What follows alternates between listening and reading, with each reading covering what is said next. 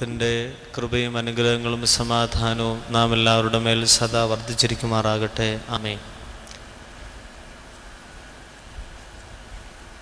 പുണ്യവും പരിശുദ്ധവുമായ ഈ ദേവാലയത്തിൻ്റെ ഉള്ളിൽ ദൈവിക കൃപകൾക്കും അനുഗ്രഹങ്ങൾക്കുമായി ഒത്തുചേർന്നിരിക്കുന്ന എല്ലാ വിശ്വാസികൾക്കും ദൈവനാമത്തിൽ വന്ദനം.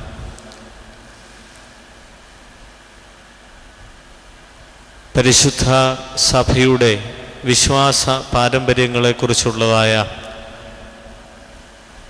പഠന പരമ്പരയാണ് എല്ലാ ബുധനാഴ്ചകളിലും ഈ സെമിനാരിക്കുള്ളിൽ നടക്കുന്നതും നാം എല്ലാവരും അതിൽ പങ്കുചേരുന്നത്. വാസ്തവത്തിൽ നോഹയുടെ പെട്ടകം സഭയുടെ പ്രതീകമാണെന്നാണ് സഭാപിതാക്കന്മാരുടെ വ്യാഖ്യാനവും പഠിപ്പിക്കൽ.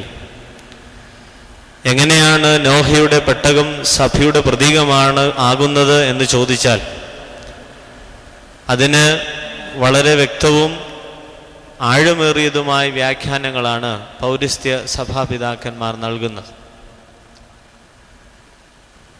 ലോകം മുഴുവൻ തിന്മയ്ക്ക് വിധേയപ്പെട്ട് പ്രളയം കൊണ്ട് നശിക്കും എന്നുള്ളതായ ഒരു അവസ്ഥ സംജാതമായപ്പോൾ ദൈവത്തിൻ്റെ നിർദ്ദേശപ്രകാരം നോഹ തീർത്തത് ഒരു പെട്ടകമാണ്. പെട്ടകം പണിയുവാൻ നോഹയുടെ സ്വന്തം ഇഷ്ടപ്രകാരമുള്ള ആഗ്രഹമായിരുന്നില്ല, മറിച്ച് ദൈവത്തിൻ്റെ ആഗ്രഹമായിരുന്നു പെട്ടകം പണിയുക, പെട്ടകത്തിനുള്ളിലേക്ക് തിരഞ്ഞെടുക്കപ്പെട്ടവരെ മാത്രം പ്രവേശിപ്പിക്കുക എന്നുള്ളത്. അപ്പോൾ പെട്ടകത്തിൻ്റെ ഉപജ്ഞാതാവ് ദൈവമാണ്. പെട്ടകത്തിൽ ആരൊക്കെ പ്രവേശിക്കണമെന്ന് നിശ്ചയിച്ചതും ദൈവമാണ്. പെട്ടകം സഞ്ചരിക്കേണ്ട ദിശയെക്കുറിച്ചും നിശ്ചയിച്ചതും ദൈവം തമ്പുരാൻ തന്നെ. അങ്ങനെ ചുറ്റുമുള്ള സർവ്വചരാചരങ്ങളും മരണത്തിന് വിധേയപ്പെട്ട് ജീവന്റെ തുടിപ്പ് ഭൂതലത്തിൻ്റെ ഭൂമുഖത്തു നിന്നും മാറ്റപ്പെട്ടപ്പോൾ ജീവന്റെ തുടിപ്പ് അവശേഷിച്ചത് നോഹയുടെ പെട്ടകത്തിൽ മാത്രമാണ്. അങ്ങനെയെങ്കിൽ പരിശുദ്ധ സഭയും ദൈവത്തിൻ്റെ ഇഷ്ടപ്രകാരം, ദൈവത്തിൻ്റെ ആലോചന പ്രകാരം, ദൈവത്തിൻ്റെ നടത്തിപ്പിൻ പ്രകാരം സ്ഥാപിക്കപ്പെട്ട വിശുദ്ധ സൗധമാണ് എന്ന് ഞാനും നിങ്ങളും മനസ്സിലാക്കുകയും പഠിക്കുകയും ചെയ്യേണ്ടത് ഏറ്റവും ആവശ്യകരമായ സംഗതിയാണ്. പരിശുദ്ധ സഭ ദൈവത്താൽ രൂപീകൃതമായതാണ്. അതുകൊണ്ടാണ് നമ്മൾ പറയുന്നത് യേശു ക്രിസ്തു എന്ന അടിസ്ഥാനത്തിന്മേൽ സഭ പണിയപ്പെട്ടിരിക്കുന്നു. അതുകൊണ്ട് സഭയുടെ അടിസ്ഥാനം യേശു ക്രിസ്തുവാണ്. ഇതിൽ അപ്പോസ്തലന്മാരും നിബിയന്മാരും ചേർത്ത് പണിയപ്പെട്ട കല്ലുകൾ പോലെ നമ്മളും ഇതിനോട് ചേർന്ന് നിൽക്കുന്ന ഒരു വിശ്വാസ സമൂഹമാണ്. ചുറ്റും തിന്മയുടെ വലിയ ഓളങ്ങൾ നമുക്കെതിരെ ഒഴുകിക്കൊണ്ടിരിക്കുകയാണ്. ആ ഒഴുക്കിൽ നിന്ന് രക്ഷപ്പെടുവാൻ തിരഞ്ഞെടുക്കപ്പെട്ടവർ മാമോദീസായിലൂടെ പരിശുദ്ധ തൃത്വത്തിലുള്ള വിശ്വാസം ഏറ്റുപറഞ്ഞ് കർത്താവിൻ്റെ ശരീരരക്തങ്ങളിൽ സംബന്ധികളായവർ മാത്രം ഒന്നു ചേർന്ന് ഒരു പെട്ടകം പോലെ പ്രക്ഷുബ്ധമായ ഈ ലോകത്തിൽ ലോകത്തിൻ്റെ കളങ്കമേൽക്കാതെ സഞ്ചരിക്കുന്ന ഒരു വിശുദ്ധ നൗകയാണ് പരിശുദ്ധ സഭയെന്ന് സഭാപിതാക്കന്മാരുടെ വ്യാഖ്യാനം എത്ര ആഴമേറിയതാണ് എന്നുള്ളത് നമ്മൾ മനസ്സിലാക്കാം. അപ്പോൾ സഭയുടെ വിശേഷണങ്ങളെക്കുറിച്ചും സഭ എന്താണ് എന്നുള്ളതിനെക്കുറിച്ചുമാണ് നമ്മൾ പ്രധാനമായും ഇന്നത്തെ ദിവസം ചിന്തിക്കുകയും പഠിക്കുകയും ചെയ്യും. ആദ്യമായി പരിശുദ്ധ സഭയെക്കുറിച്ച് നമ്മൾ ചിന്തിക്കുമ്പോൾ പാപികളായ മനുഷ്യരാണ് സഭയിലെ അംഗങ്ങൾ എന്ന് പറയും. പക്ഷേ പാപികളായ മനുഷ്യർ ചേർന്ന് വരുന്ന കൂട്ടമായ സഭയെ പൗലോസ് അപ്പോസ്തലൻ വിശേഷിപ്പിക്കുന്നത് വിശുദ്ധർ എന്ന പദം കൊണ്ടാണ്, ഹോളി. അപ്പോൾ പാപികളായ മനുഷ്യരാണ് സഭയിലെ അംഗങ്ങൾ. പക്ഷെ ഈ പാപികളുടെ ഈ കൂട്ടത്തെ പരിശുദ്ധനായ പൗലോസ് അപ്പോസ്തലൻ വിശേഷിപ്പിക്കുന്നത് വിശുദ്ധർ എന്നാണ്. അങ്ങനെയെങ്കിൽ ഞാനും നിങ്ങളും വിശുദ്ധിയുടെ അവസ്ഥയിലേക്ക് വളരണം, അല്ലെങ്കിൽ സഭ വിശുദ്ധമാണ് അതുകൊണ്ട് സഭാംഗങ്ങളും വിശുദ്ധരായിരിക്കണം എന്നുള്ളതായ ഒരു ആഗ്രഹവും തീഷ്ണതയും ഓരോ സഭാവിശ്വാസിയിലും ഉണ്ടാകേണ്ടതാണ്. റോമർക്ക് എഴുതിയ ലേഖനം 1-ാം അധ്യായം 3-ാം വാക്യം, 12-ാം അധ്യായത്തിൻ്റെ 13-ാം വാക്യം, 15-ാം അധ്യായത്തിൻ്റെ 26-ാം വാക്യം, 1 കൊരിന്ത്യർ 1-ാം അധ്യായത്തിൻ്റെ 2-ാം വാക്യം, ഇവിടെ എല്ലാം ആവർത്തിച്ച് പറയുന്ന ഒരു ആശയം യേശു ക്രിസ്തുവിനായി വിളിക്കപ്പെട്ടവർ എന്നാണ്. അതുകൊണ്ട് സഭയെക്കുറിച്ച് അപ്പോസ്തലന്റെ കാഴ്ചപ്പാടെന്ന് പറഞ്ഞാൽ who are called for Jesus, ദൈവത്തിനു വേണ്ടി വിളിക്കപ്പെട്ടവരാണ് സഭയുടെ മക്കൾ എന്നുള്ളത്. അതുകൊണ്ട് സഭ എന്താണെന്ന് ചോദിച്ചു കഴിഞ്ഞാൽ ദൈവത്തിന് വേണ്ടി വിളിക്കപ്പെട്ട വിശുദ്ധ സമൂഹമാണ് പരിശുദ്ധ സഭ. പക്ഷേ കാലാന്തരത്തിൽ ഈ ഒരു അർത്ഥതലം ഞാനും നിങ്ങളും ഒരുപക്ഷെങ്കിലും മറന്നു പോകുവാൻ ഇടയാകുന്നുണ്ട്. നമ്മുടെ സെക്കുലറിസത്തിൻ്റെ അതിപ്രസരം മൂലം സഭയൊരു സംഘടന പോലെയോ അല്ലെങ്കിൽ ഒരർത്ഥത്തിൽ പറഞ്ഞാൽ ഒരു എന്തെങ്കിലും തരത്തിലുള്ള ഒരു ഓർഗനൈസേഷണൽ സിറ്റുവേഷൻ പോലെയോ ഒക്കെയാണ് നമ്മൾ സഭയെ കരുതുന്നത്. അപ്പോൾ ഒരു ഓർഗനൈസേഷണൽ അപ്രോച്ച് അല്ല സഭയുടെ. ഒരു കേവലമുള്ളതായ ഒരു രാഷ്ട്രീയ കെട്ടുപാടുള്ള ഒരു സംഘടനയല്ല സഭയെന്ന് പറയുന്നത്. മറിച്ച് സഭയെന്ന് പറയുമ്പോൾ സഭയ്ക്ക് വിശുദ്ധി ഉണ്ട്. ഈ സഭ നിലനിൽക്കുന്നത് യേശു ക്രിസ്തുവിന് വേണ്ടി വിളിക്കപ്പെട്ട ഒരു സമൂഹത്തിൻ്റെ ആഗ്രഹത്തോട് ചേർത്ത് ദൈവസന്നിധിയിൽ സമർപ്പിക്കപ്പെടുന്ന ഒരു വിശുദ്ധ ആട്ടിൻകൂട്ടമായിട്ടാണ് എന്നുള്ള കാര്യം പ്രത്യേകമായി നമ്മൾ ഓർക്കണം. അതുകൊണ്ട് സഭയുടെ അടിസ്ഥാനപരമായ ഒരു സവിശേഷത, സഭ വിശുദ്ധമാണ്. The church is holy and the church is called for Jesus. നമ്മൾ വിളിക്കപ്പെട്ടിരിക്കുന്നത് യേശു ക്രിസ്തുവിന് വേണ്ടി മാത്രമാണ്, അല്ലാതെ മറ്റൊന്നിനും വേണ്ടിയിട്ടല്ല. അതുകൊണ്ട് നമ്മുടെ അടിസ്ഥാനപരമായ സഭയുടെ ഘടകം ക്രിസ്തുവിന് വേണ്ടി വിളിക്കപ്പെട്ടവരാകുക എന്ന ഒരു സാമൂഹികമായ ധർമ്മം നമ്മൾക്കുണ്ട് എന്നുള്ളത് തീർച്ചയായും നമ്മൾ മനസ്സിലാക്കണം.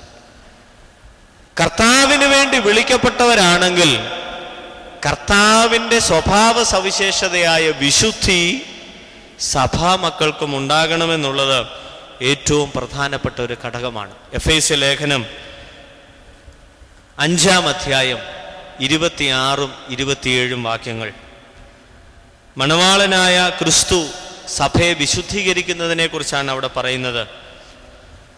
അവളെ തൻ്റെ ജലസ്നാനത്താൽ വെടിപ്പാക്കി വിശുദ്ധീകരിക്കേണ്ടതിന് കറ, ചുളുക്കം മുതലായവ ഒന്നുമില്ലാതെ സഭയെ വിശുദ്ധിയും നിഷ്കളങ്കയുമായി തനിക്ക് തന്നെ തേജസ്സോടെ മുൻനിർത്തുന്നതിനും തന്നെത്താൻ അവൾക്ക് വേണ്ടി ഏൽപ്പിച്ചു കൊടുത്തു. അപ്പോൾ അവളെ വിശുദ്ധീകരിക്കുവാൻ വേണ്ടിയാണ് കർത്താവ് ഭൂമിയിലേക്ക് വന്നത്. അവൾ എന്ന് പറഞ്ഞാൽ സഭയെക്കുറിച്ചാണ്. മണവാളനായ ക്രിസ്തു, മണവാട്ടിയായ സഭ. അപ്പോൾ മണവാളനായ ക്രിസ്തു ലോകത്തിലേക്ക് വന്നത് മണവാട്ടിയായ സഭയെ ശുദ്ധീകരിക്കുക, കറ, ചുളുക്കം, മലിനത തുടങ്ങിയവയിൽ നിന്ന് അവളെ സ്നാനപ്പെടുത്തി വിശുദ്ധീകരിച്ച് തന്നോട് ചേർക്കേണ്ടതിന് വേണ്ടിയാണ് യേശു ക്രിസ്തു ഈ ഭൂമിയിലേക്ക് വന്നത്.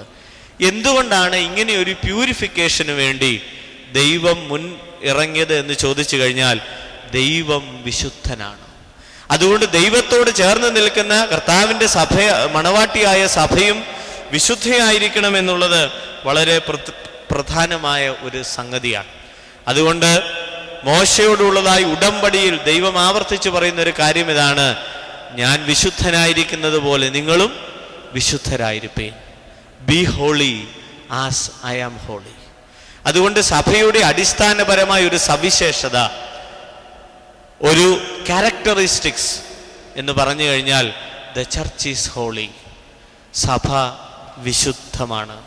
അതുകൊണ്ട് സഭയോടുള്ള സമീപനത്തിലും ഈ വിശുദ്ധി കാത്തു സൂക്ഷിക്കുവാൻ നമ്മൾക്കൊക്കെയും ബാധ്യസ്ഥതയുണ്ട് എന്നുള്ളത് പ്രത്യേകമായി നമ്മൾ ഓർക്കണം. അതുകൊണ്ട് ചുറ്റും കാണുന്നതായ ഒരു രാഷ്ട്രീയ സംഘം പോലെയോ അല്ലെങ്കിൽ മറ്റേതെങ്കിലും ഒരു പ്രസ്ഥാനം പോലെയോ അല്ല സഭ. സഭയെന്ന് പറഞ്ഞാൽ വിശുദ്ധമാണ്. അത് കർത്താവിൻ്റെ വിശുദ്ധിയിലേക്ക് നമ്മൾ ഓരോരുത്തരും വിളിക്കപ്പെടുവാൻ വേണ്ടിയിട്ടുള്ളതായ ഒരു രക്ഷിത സംഘമാണ് എന്നുള്ളതായ തിരിച്ചറിവ് നമ്മൾക്കുണ്ടാകണം. ഇതാണ് സഭയുടെ ഒന്നാമത്തെ characteristics. The church is holy because the church is called for Jesus Christ and Jesus Christ is holy. ദൈവം പരിശുദ്ധനാണ്, അതുകൊണ്ട് സഭയും വിശുദ്ധമാണ് എന്നുള്ളതായ ഒരു അടിസ്ഥാനപരമായ തത്വം. രണ്ടാമത്തെ സഭയുടെ പ്രധാനപ്പെട്ട കാര്യം, സഭ എന്ന് പറഞ്ഞാൽ നമ്മളിപ്പോൾ കാണുന്ന ഒരു വിസിബിൾ എൻറ്റിറ്റി മാത്രമല്ല. ഇപ്പോൾ ഞാൻ നിങ്ങളോട് സംസാരിക്കുന്നു, നിങ്ങൾ എൻ്റെ മുഖം കാണുന്നു. ഇത് എനിക്ക് കാണാൻ പറ്റുന്ന ഒരു വിസിബിൾ എൻറ്റിറ്റിയാണ്. ഇത്രയും എൻ്റെ മുമ്പിൽ കൂടിയിരിക്കുന്ന സ്ത്രീ പുരുഷന്മാർ എൻ്റെ നയനങ്ങൾക്ക് അതിൻ്റെ പരിധിക്കുള്ളിൽ ദൃശ്യമായ ഒരു കൂട്ടം ആളുകളാണ്. പക്ഷെ എൻ്റെ നയനങ്ങൾക്കപ്പുറത്ത് അനേകം പേർ ഇവിടെ സന്നിഹിതരായിട്ടുണ്ട്. അവരെ എൻ്റെ ബാഹ്യമായ നയനങ്ങൾ കൊണ്ട് കാണുവാൻ എനിക്ക് സാധ്യമല്ല. പക്ഷേ ആന്തരികമായ ഉൾക്കാഴ്ചകളോടുകൂടെ ഇവിടെ നിൽക്കുന്ന ഒരസംഖ്യം വിശുദ്ധന്മാരുടെയും ആത്മാക്കളുടെയും സംഘത്തെ കാണുവാൻ നമ്മളെ പ്രാപ്തരാക്കുന്നതാണ് സഭ. അതുകൊണ്ട് സഭയെന്ന് പറഞ്ഞാൽ ജീവിച്ചിരിക്കുന്നവരുടെ മാത്രമായ ഒരു കൂട്ടായ്മയല്ല, മറിച്ച് സഭയെന്ന് പറഞ്ഞാൽ വിശുദ്ധന്മാരുടെ സംസർഗമാണ്. സഭ വിശുദ്ധമാണ്. രണ്ടാമത്തെ സഭയുടെ പ്രത്യേകത, സഭ വിശുദ്ധന്മാരുടെ സംസർഗത്തിൽ ഇടപെട്ട് കഴിയുന്ന ഒരു കൂട്ടമാണ്. കമ്മ്യൂണിയോ സാക്രന്റോറിയം എന്ന് നമ്മൾ സാധാരണയായി വിശേഷിപ്പിക്കാറുണ്ട്. ഇത് സഭയുടെ ഒരു പര്യായ പദമായിട്ടാണ് നമ്മൾ ഉപയോഗിക്കുന്നത്. മരിച്ചവരും ജീവനുള്ളവരുമായ സ്ത്രീ പുരുഷന്മാരുടെയും വിശുദ്ധന്മാരുടെയും ഒന്നിച്ചുള്ള സംഗമത്തെയാണ് പരിശുദ്ധ സഭ വിഭാവനം ചെയ്യുന്നത്. അതുകൊണ്ട് സഭയെന്ന് പറഞ്ഞാൽ കാണുന്ന നമ്മളും അല്ലെങ്കിൽ നിങ്ങളും മാത്രമല്ല, മറിച്ച് ഒരു വിഭാഗം ആളുകൾ അപ്പുറത്തുണ്ട്. അതുകൊണ്ടാണ് സാധാരണഗതിയിൽ ഒരു വ്യക്തി മരിച്ചുപോയാൽ ആ വ്യക്തിയുടെ നാമം സെക്കുലർ വേൾഡിൻ്റെ എല്ലാ ഒഫീഷ്യൽ ഡോക്യുമെൻസിൽ നിന്നും നീക്കം ചെയ്യും. പഞ്ചായത്തിൻ്റെ രേഖകളിൽ നിന്ന് മാറ്റും, മറ്റെല്ലാ രേഖകളിൽ നിന്നും മാറ്റും. ഈ പേര് പിന്നെ എങ്ങും എഴുതി കൊടുക്കാൻ പറ്റത്തില്ല. പക്ഷേ ഈ വ്യക്തി സഭയുടെ കാഴ്ചപ്പാടിൽ സജീവമാണ്. അതുകൊണ്ടാണ് വാങ്ങിപ്പോയവരുടെ പേരുകൾ വീണ്ടും വീണ്ടും എഴുതി കൊടുക്കുകയും വിശുദ്ധ ബലി അർപ്പിക്കുകയും അവരെ അനുസ്മരിക്കുകയും ചെയ്യുന്നത് സഭയുടെ ഒരു സ്വഭാവമായി മാറുകയാണ്. ഏറ്റവും പ്രധാനമായി നമ്മൾ ഓർക്കേണ്ടത്, സഭയിൽ ഒരു വ്യക്തി മരിക്കുന്നില്ല. കാരണം എൻ്റെ ശരീരം ഭക്ഷിക്കുകയും എൻ്റെ രക്തം കുടിക്കുകയും എന്നിൽ വിശ്വസിക്കുകയും ചെയ്യുന്നവൻ എന്നിലും ഞാൻ അവനിലും വസിക്കും. അവസാന ദിവസത്തിൽ ഞാൻ അവനെ ഉയർത്തെഴുന്നേൽപ്പിക്കും. അതുകൊണ്ട് സഭാംഗങ്ങളായ ഒരു മനുഷ്യരും ശാരീരികമായ മരണം സംഭവിക്കുന്നു എന്നതിലപ്പുറമായി ക്രിസ്തുവിലുള്ളതായ ഒരു അഭേദ്യ ബന്ധത്തിൽ നിന്ന് ഒരിക്കലും വേർവിട്ടു പോകുന്നില്ല. അതുകൊണ്ടാണ് സഭ എപ്പോഴും അവരെ ഓർക്കുന്നത്. വിശുദ്ധ കുർബാനയിൽ വിശുദ്ധ സസ്തോസിൻ്റെ ക്രമത്തിൽ നമ്മൾ ഇപ്രകാരം ഒരു പ്രാർത്ഥന നടത്തുന്നുണ്ട്. ദൈവമേ, നിന്റെ കൃപയ്ക്ക് മക്കളും നിന്റെ ഏകജാതന് സഹോദരങ്ങളുമായി തീരുവാൻ ഞങ്ങൾക്കിടയാക്കിയ ആ വിശുദ്ധ പിതാക്കന്മാരുമായുള്ള സംസർഗത്തിൽ നിന്ന് ഞങ്ങളെ നീ ബഹിഷ്കരിച്ച് ദൂരത്താക്കി കളയരുത്. വളരെ അർത്ഥവത്തായ പ്രാർത്ഥനയാണ്.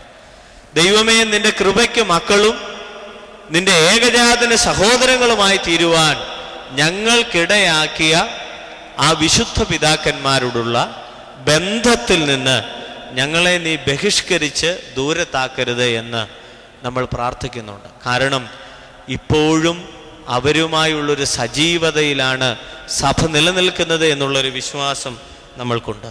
അതുകൊണ്ട് സഭ വിശുദ്ധന്മാരുടെ സംസർഗത്തിൻ്റെ കൂട്ടായ്മയാണ്.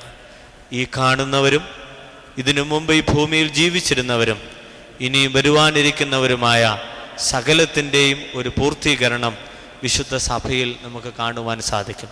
അതുകൊണ്ട് സഭ വിശുദ്ധമാണ്. രണ്ടാമത്, സഭ വിശുദ്ധന്മാരുടെ സംസർഗവുമായി ബന്ധപ്പെട്ട് കഴിയുന്നതായ ഒരു കൂട്ടായ്മയായ ഒരു സമൂഹമാണ്. മൂന്നാമതായി, പരിശുദ്ധാത്മാവാണ് സഭയെ നയിക്കുന്നത്.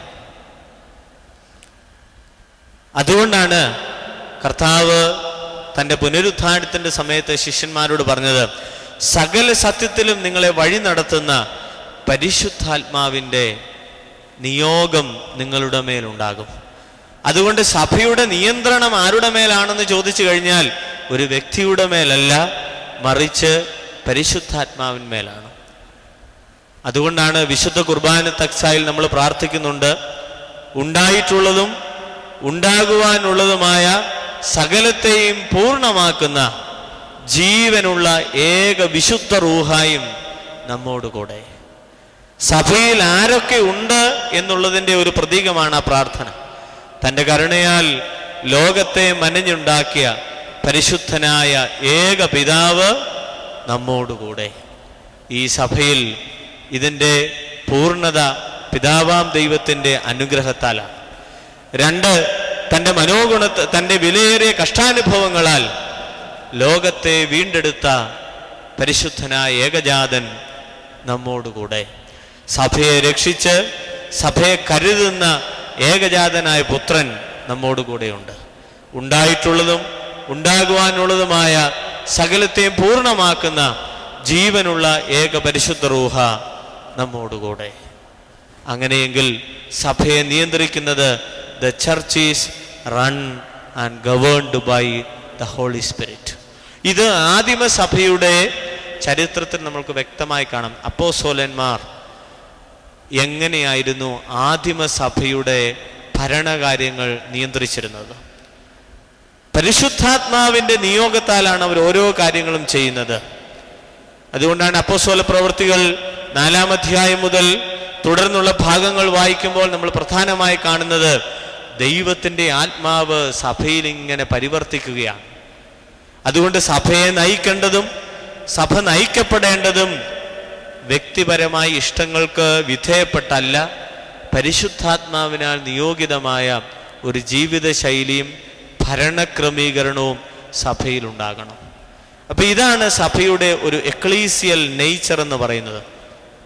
3 കാര്യങ്ങളാണ് നമ്മൾ പ്രധാനമായി ചിന്തിച്ചത്. ഒന്ന്, സഭ എന്ന് പറഞ്ഞാൽ വിശുദ്ധമാണ്. സഭ എന്ന് പറഞ്ഞാൽ വിശുദ്ധന്മാരുടെ സംസർഗമാണ്. സഭയെ നയിക്കുന്നത് പരിശുദ്ധാത്മാവാണ്. 4-ാമത്തെ പ്രധാനപ്പെട്ട കാര്യം, there is a constant and continuous growth. സ്ഥിരമായതും തുടർച്ചയുള്ളതുമായ ഒരു വളർച്ച സഭയ്ക്കുണ്ട്. സഭയുടെ വളർച്ച പൂർത്തിയായോ എന്ന് ചോദിച്ചു കഴിഞ്ഞാൽ പൂർത്തിയായിട്ടില്ല. എന്ന് പൂർത്തിയാകുമെന്ന് ചോദിച്ചു കഴിഞ്ഞാൽ കാലാവധി നിർണയിക്കുവാൻ നമ്മൾക്ക് സാധ്യമല്ല. അതുകൊണ്ട് നിരന്തരമായ ഒരു വളർച്ചയിൽ അത് പൂർണ്ണതയിലേക്ക് അടുത്തുകൊണ്ടിരിക്കുകയാണ്. കർത്താവിൻ്റെ 2ാമത്തെ വരവിൽ ഒരു പക്ഷെങ്കിൽ ആ വളർച്ച പൂർത്തിയാകുവാനുള്ളതായ സാധ്യത ഉണ്ടായേക്കാം. അതിനെക്കുറിച്ചും നമ്മൾക്കറിയില്ല. അതുകൊണ്ട് നിരന്തരമായൊരു വളർച്ചയുടെ അനുഭവത്തിൽ, രക്ഷയുടെ അനുഭവത്തിൽ സഭാംഗങ്ങൾ വളർന്നുകൊണ്ടിരിക്കുകയാണ്. അതുകൊണ്ട് നമ്മൾ രക്ഷിക്കപ്പെട്ടോ എന്നൊരാൾ ചോദിച്ചു കഴിഞ്ഞാൽ രക്ഷയുടെ അനുഭവത്തിൽ നമ്മൾ വളർന്നുകൊണ്ടിരിക്കുകയാണ്. അതിന് പൂർണ്ണതയിലെത്തിയോ? ഇല്ല.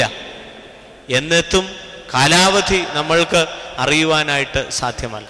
അതുകൊണ്ട് പൗരസ്ത്യ സഭാശാസ്ത്രം അനുസരിച്ച് സഭയെന്ന് പറഞ്ഞാൽ ഏകമാണ്, സഭയെന്ന് പറഞ്ഞാൽ വിശുദ്ധമാണ്, സഭയെന്ന് പറഞ്ഞാൽ വിശുദ്ധന്മാരുടെ സംസർഗമാണ്, സഭയെ നയിക്കുന്നത് പരിശുദ്ധാത്മാവാണ്. സഭയുടെ വളർച്ച കർത്താവിൻ്റെ 2ാമത്തെ വരവോളം തുടരേണ്ടതായ ഒരു പ്രക്രിയയാണ്. ഈ 5 സവിശേഷതകൾ ചേരുന്നതാണ് പൗരസ്ത്യ സഭയുടെ സഭാവിജ്ഞാനീയമെന്ന് നമ്മൾ മനസ്സിലാക്കണം. അതുകൊണ്ട് സഭയെന്ന് പറഞ്ഞാൽ ഞാൻ മുമ്പേ ഓർമ്മിപ്പിച്ചതുപോലെ കേവലം ഒരു സംഘടന പോലെ അല്ല. സഭ വിളിക്കപ്പെട്ടിരിക്കുന്നത് കർത്താവിന് വേണ്ടിയിട്ടാണ്. സഭയെ നയിക്കുന്നത് പരിശുദ്ധാത്മാവാണ്. സഭയ്ക്ക് അദൃശ്യമായ ഒരു കൂട്ടം ആളുകളുടെ ദിവ്യമായ സാന്നിധ്യമുണ്ട്. സഭയിൽ സഞ്ചരിക്കുന്നവർ നോഹയുടെ പെട്ടകം എപ്രകാരം ലോകത്തിൽ നിന്ന് മാറ്റപ്പെട്ട് ദൈവം സംരക്ഷിച്ചോ അതുപോലെ വിശുദ്ധമായി സംരക്ഷിക്കുവാൻ ദൈവനിയോഗത്താൽ മാറ്റപ്പെട്ടിരിക്കുന്നവരുടെ ഒരു കൂട്ടമാണ് സഭ. അതുകൊണ്ട് നമ്മൾ സഭാംഗങ്ങളാണ് എന്ന് പറയുമ്പോൾ നമ്മുടെ ഉള്ളിൽ ഉണ്ടാകേണ്ട പരമപ്രധാനമായ ചിന്ത, we are called for Jesus Christ. നമ്മൾ ക്രിസ്തുവിന് വേണ്ടി വിളിക്കപ്പെട്ടവരാണ്. നമ്മൾക്ക് വിശുദ്ധിക്ക് വേണ്ടി വിളിക്കപ്പെട്ടവരാണ്. ഈ ലോകത്തിൽ നിന്ന് അല്പമൊന്ന് മാറി നിന്ന് ഈ പ്രളയത്തിൻ്റെ, തിന്മയുടെ പ്രളയത്തിൻ്റെ ബാഹ്യമായ ശക്തികൾ ഏശാതെ സുരക്ഷിതരായി സഞ്ചരിക്കുവാൻ വിധേയപ്പെട്ടവരാണ് നമ്മൾ എന്നുള്ളതായി ഉത്തമമായ ബോധ്യം നമ്മൾക്ക് ഓരോരുത്തർക്കും ഉണ്ടാകണം. സഭയുടെ 2 വിശേഷണങ്ങളെക്കുറിച്ചാണ് ഇനി നമ്മൾ പ്രത്യേകമായി ചിന്തിക്കുവാനായിട്ട് പോകുന്നത്. വിശ്വാസ പ്രമാണത്തിൻ്റെ 3-ാമത്തെ ഖണ്ഡികയിൽ നമ്മൾ സഭയെക്കുറിച്ചുള്ളതായി ഒരു പ്രഖ്യാപനം നടത്തുന്നുണ്ട്. സകലത്തെയും ജീവിപ്പിക്കുന്ന കർത്താവും പിതാവിൽ നിന്ന് പുറപ്പെട്ട് പിതാവിനോടും പുത്രനോടും കൂടെ വന്ദിക്കപ്പെട്ട് സ്തുതിക്കപ്പെടുന്നവനും നബിയന്മാരും ശ്ലീഹന്മാരും മുഖാന്തരം സംസാരിച്ചവനുമായ ജീവനും വിശുദ്ധിയുമുള്ള ഏക റൂഹായിൽ. അടുത്ത വരിയാണ് സഭയെക്കുറിച്ചുള്ള പിതാക്കന്മാരുടെ ദർശനം. കാതോലികവും ശ്ലൈഹികവുമായ ഏക വിശുദ്ധ സഭയിൽ ഞങ്ങൾ വിശ്വസിക്കുന്നു. അപ്പോൾ സഭയുടെ സവിശേഷതകൾ, the adjectives of the church or the ecclesia, സഭയുടെ വിശേഷണമാണ് കാതോലികം, ശ്ലൈഹികം, ഏകം. ശ്ലൈഹികം അല്ലെങ്കിൽ അപ്പോസ്തോലികം. ഈ കാതോലികം എന്ന വാക്കിനെ കുറിച്ചാണ് ഇനി നമ്മൾ ചിന്തിക്കാൻ. എന്തുകൊണ്ടാണ് സഭ കാതോലികമാണ് എന്ന് പറയുന്നത്? ഈ വാക്കിന്റെ അർത്ഥം എന്താണ്? എന്തുകൊണ്ടാണ് പിതാക്കന്മാർ ഇങ്ങനെ ഒരു വാക്ക് വിശ്വാസ പ്രമാണത്തിൽ കൂട്ടിച്ചേർത്തത്? അതിനെക്കുറിച്ചുള്ളതായ കാര്യങ്ങളിലേക്ക് നമ്മൾ പ്രവേശിക്കുകയാണ്. കാതോലികം എന്ന വിശേഷണ പദം ഹോളിക്കോസ്, ഹോളോസ് എന്ന 2 ഗ്രീക്ക് വാക്കിൽ നിന്നുണ്ടായതാണ്. ഇതിൻ്റെ അർത്ഥം സാർവത്രികമായത് അല്ലെങ്കിൽ യൂണിവേഴ്സൽ എന്നാണ് അതിൻ്റെ അർത്ഥം. ഹോളോസ് എന്ന ഗ്രീക്ക് വാക്കിൻ്റെ അർത്ഥം യൂണിവേഴ്സൽ, സാർവത്രികമായത് എന്നാണ് അർത്ഥം. അപ്പോൾ സഭയുടെ 1-ാമത്തെ സവിശേഷത, സഭ സാർവത്രികമാണ്. The church is universal. അതിനൊരു പരിധിക്കുള്ളിൽ നമ്മൾക്ക് നിർണയിക്കാൻ പറ്റുന്നതായ ഒരു ബൗണ്ടറി നിശ്ചയിക്കാൻ പറ്റത്തില്ല. സഭയ്ക്കൊരു ബൗണ്ടറി ഇടാൻ പറ്റത്തില്ല. Because it is universal. ഇത് സാർവത്രികമായും വ്യാപിച്ചു കിടക്കുന്നു എന്നാണ്. അതിൻ്റെ അർത്ഥം ഭൂമിശാസ്ത്രപരമായ സാർവത്രികതയല്ല, മറിച്ച് കർത്താവിൻ്റെ ദിവ്യ സാന്നിധ്യം ലോകത്തോട് അറിയിക്കുന്നതായ ഒരു സാർവത്രികമാണ്. യേശുക്രിസ്തുവിൻ്റെ ദിവ്യ സാന്നിധ്യം ലോകത്തോട് അറിയിക്കുന്ന സാർവത്രികതയാണ് സഭയുടേത്, അല്ലാതെ ഭൂമിശാസ്ത്രപരമായ സാർവത്രികതയല്ല.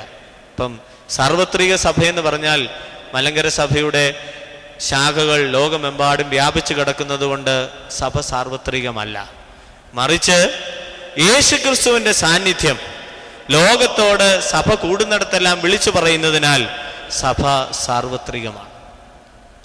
ഇതിനെക്കുറിച്ച് 4-ാം നൂറ്റാണ്ടിൽ ജീവിച്ചിരുന്ന വിശുദ്ധനായ കൂറിലോസിൻ്റെ വ്യാഖ്യാനം ഞാൻ വായിക്കാം. അത് വളരെ അർത്ഥമേറിയതായൊരു വ്യാഖ്യാനമാണ്. വളരെ കാര്യമായി അത് ശ്രദ്ധിക്കുമ്പോൾ അതിൻ്റെ ഉൾവശങ്ങൾ, ആന്തരിക അർത്ഥങ്ങൾ നമ്മൾക്ക് മനസ്സിലാക്കുവാൻ സാധിക്കും. സഭ സാർവത്രികമാണ് അല്ലെങ്കിൽ കാതോലികമാണ്. കാരണം ലോകമെമ്പാടും അത് പടർന്നിരിക്കുന്നു. ദൃശ്യവും അദൃശ്യവും സ്വർഗീയവും ഭൗമികവുമായ കാര്യങ്ങളെക്കുറിച്ചുള്ള സഭയുടെ സകല പ്രബോധനങ്ങളും ഒട്ടും കുറയാതെ പൂർണ്ണമായി അത് മനുഷ്യരെ പഠിപ്പിക്കുന്നു.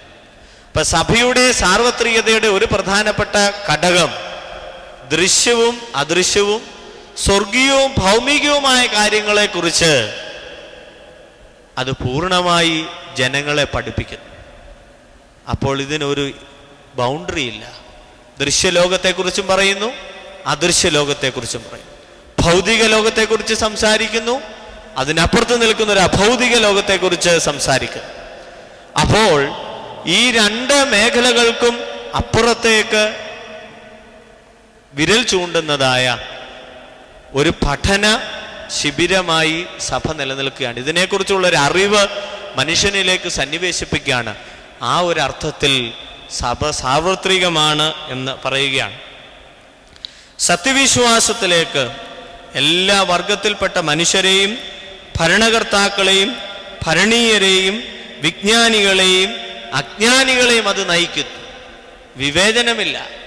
സത്യവിശ്വാസത്തിലേക്ക് സർവരെയും നയിക്കുകയാണ്.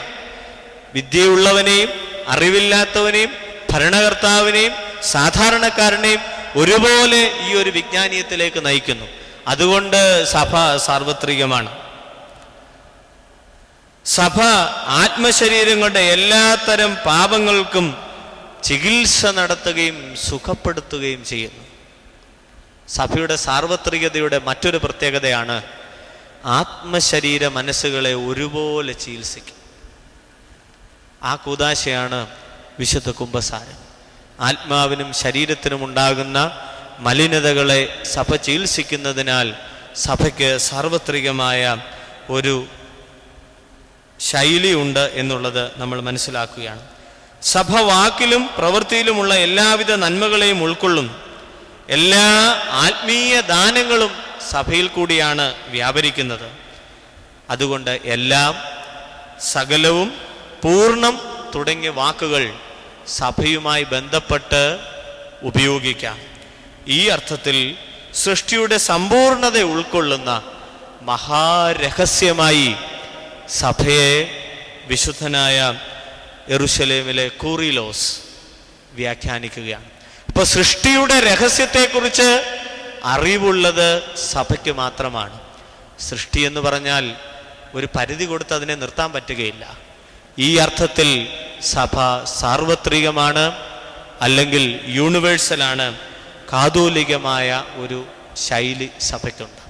അതുകൊണ്ട് കാതോലികം എന്ന് പറഞ്ഞാൽ അതിൻ്റെ അർത്ഥം സഭയുടെ യൂണിവേഴ്സാലിറ്റി, സഭയുടെ സാർവത്രികതയാണ് സൂചിപ്പിക്കുന്നത്.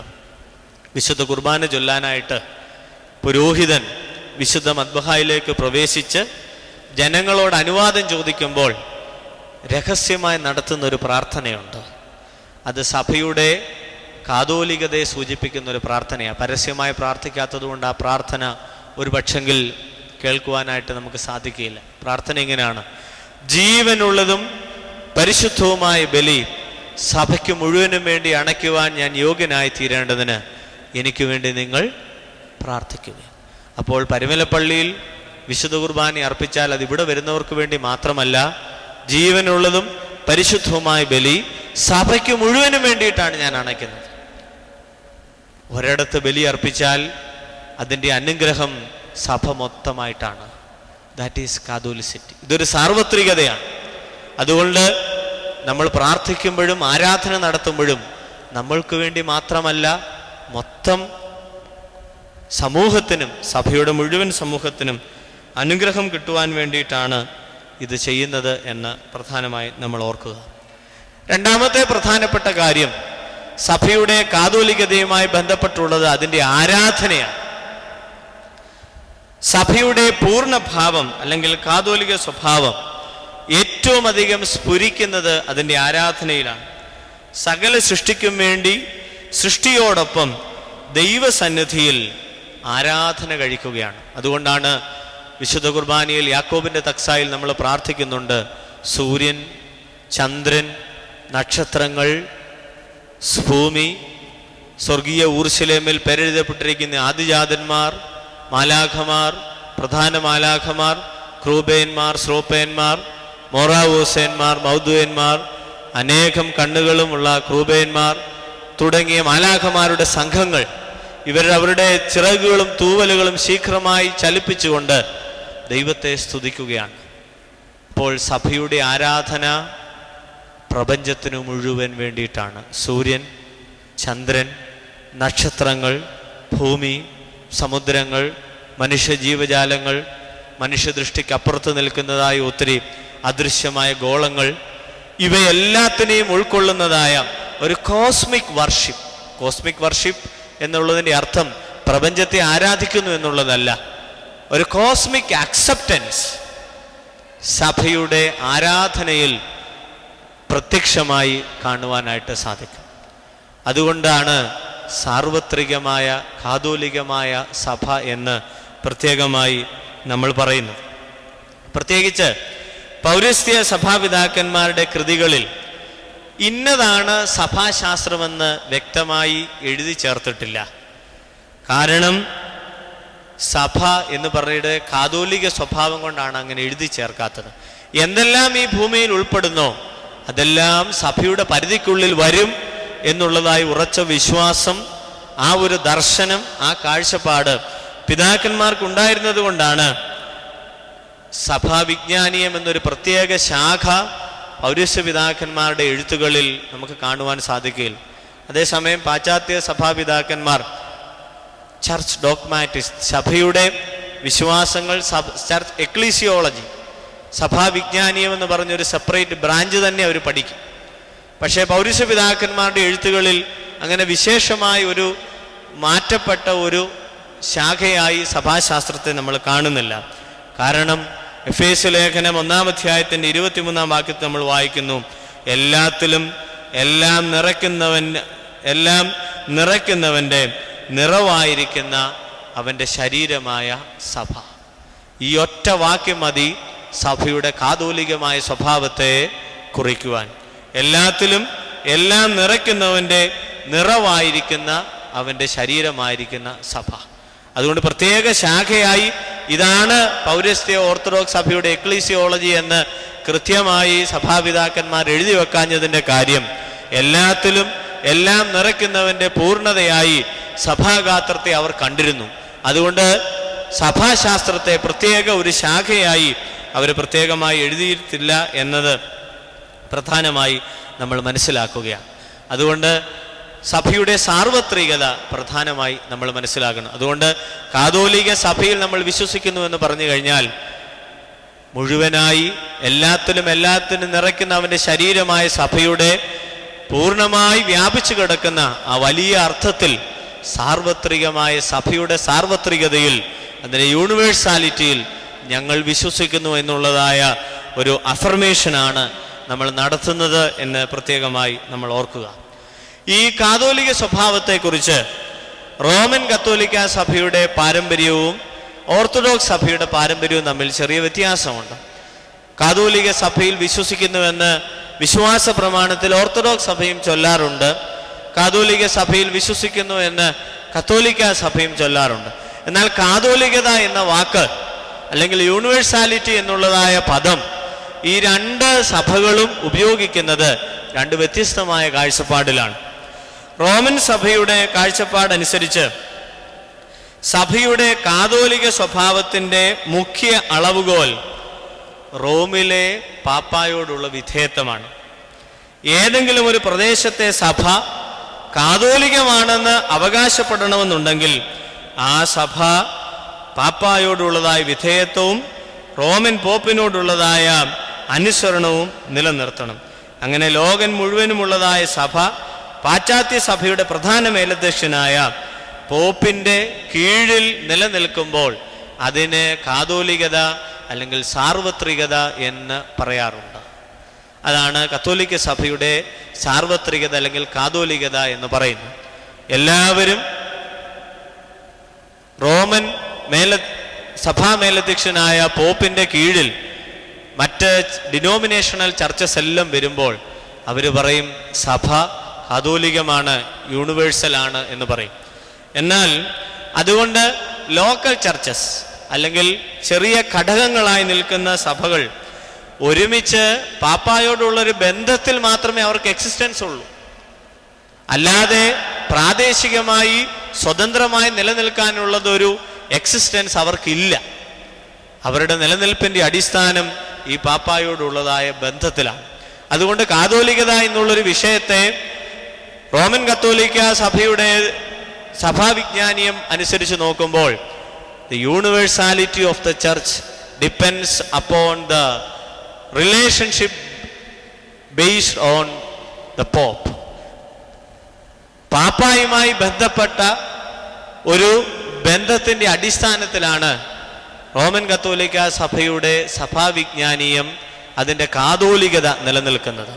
എന്നാൽ ലോക്കൽ ചർച്ചസിന് സ്വതന്ത്രമായൊരു നിലനിൽപ്പോ സാർവത്രികതയോ ഇല്ല. കാരണം അത് പാപ്പായുമായിട്ടുള്ള ബന്ധത്തിൽ മാത്രമേ അതിനൊരു പൂർണ്ണതയുള്ളൂ എന്ന് പൂർണ്ണമായി അവരെ വിശ്വസിക്കുകയാണ്.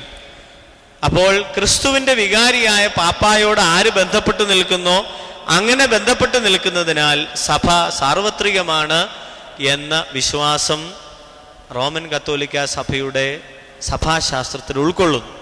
എന്നാൽ ഓർത്തഡോക്സ് സഭയുടെ വിശ്വാസം നേരെ മറിച്ചാണ്. അവിടെ നമ്മൾ കാണുന്നത്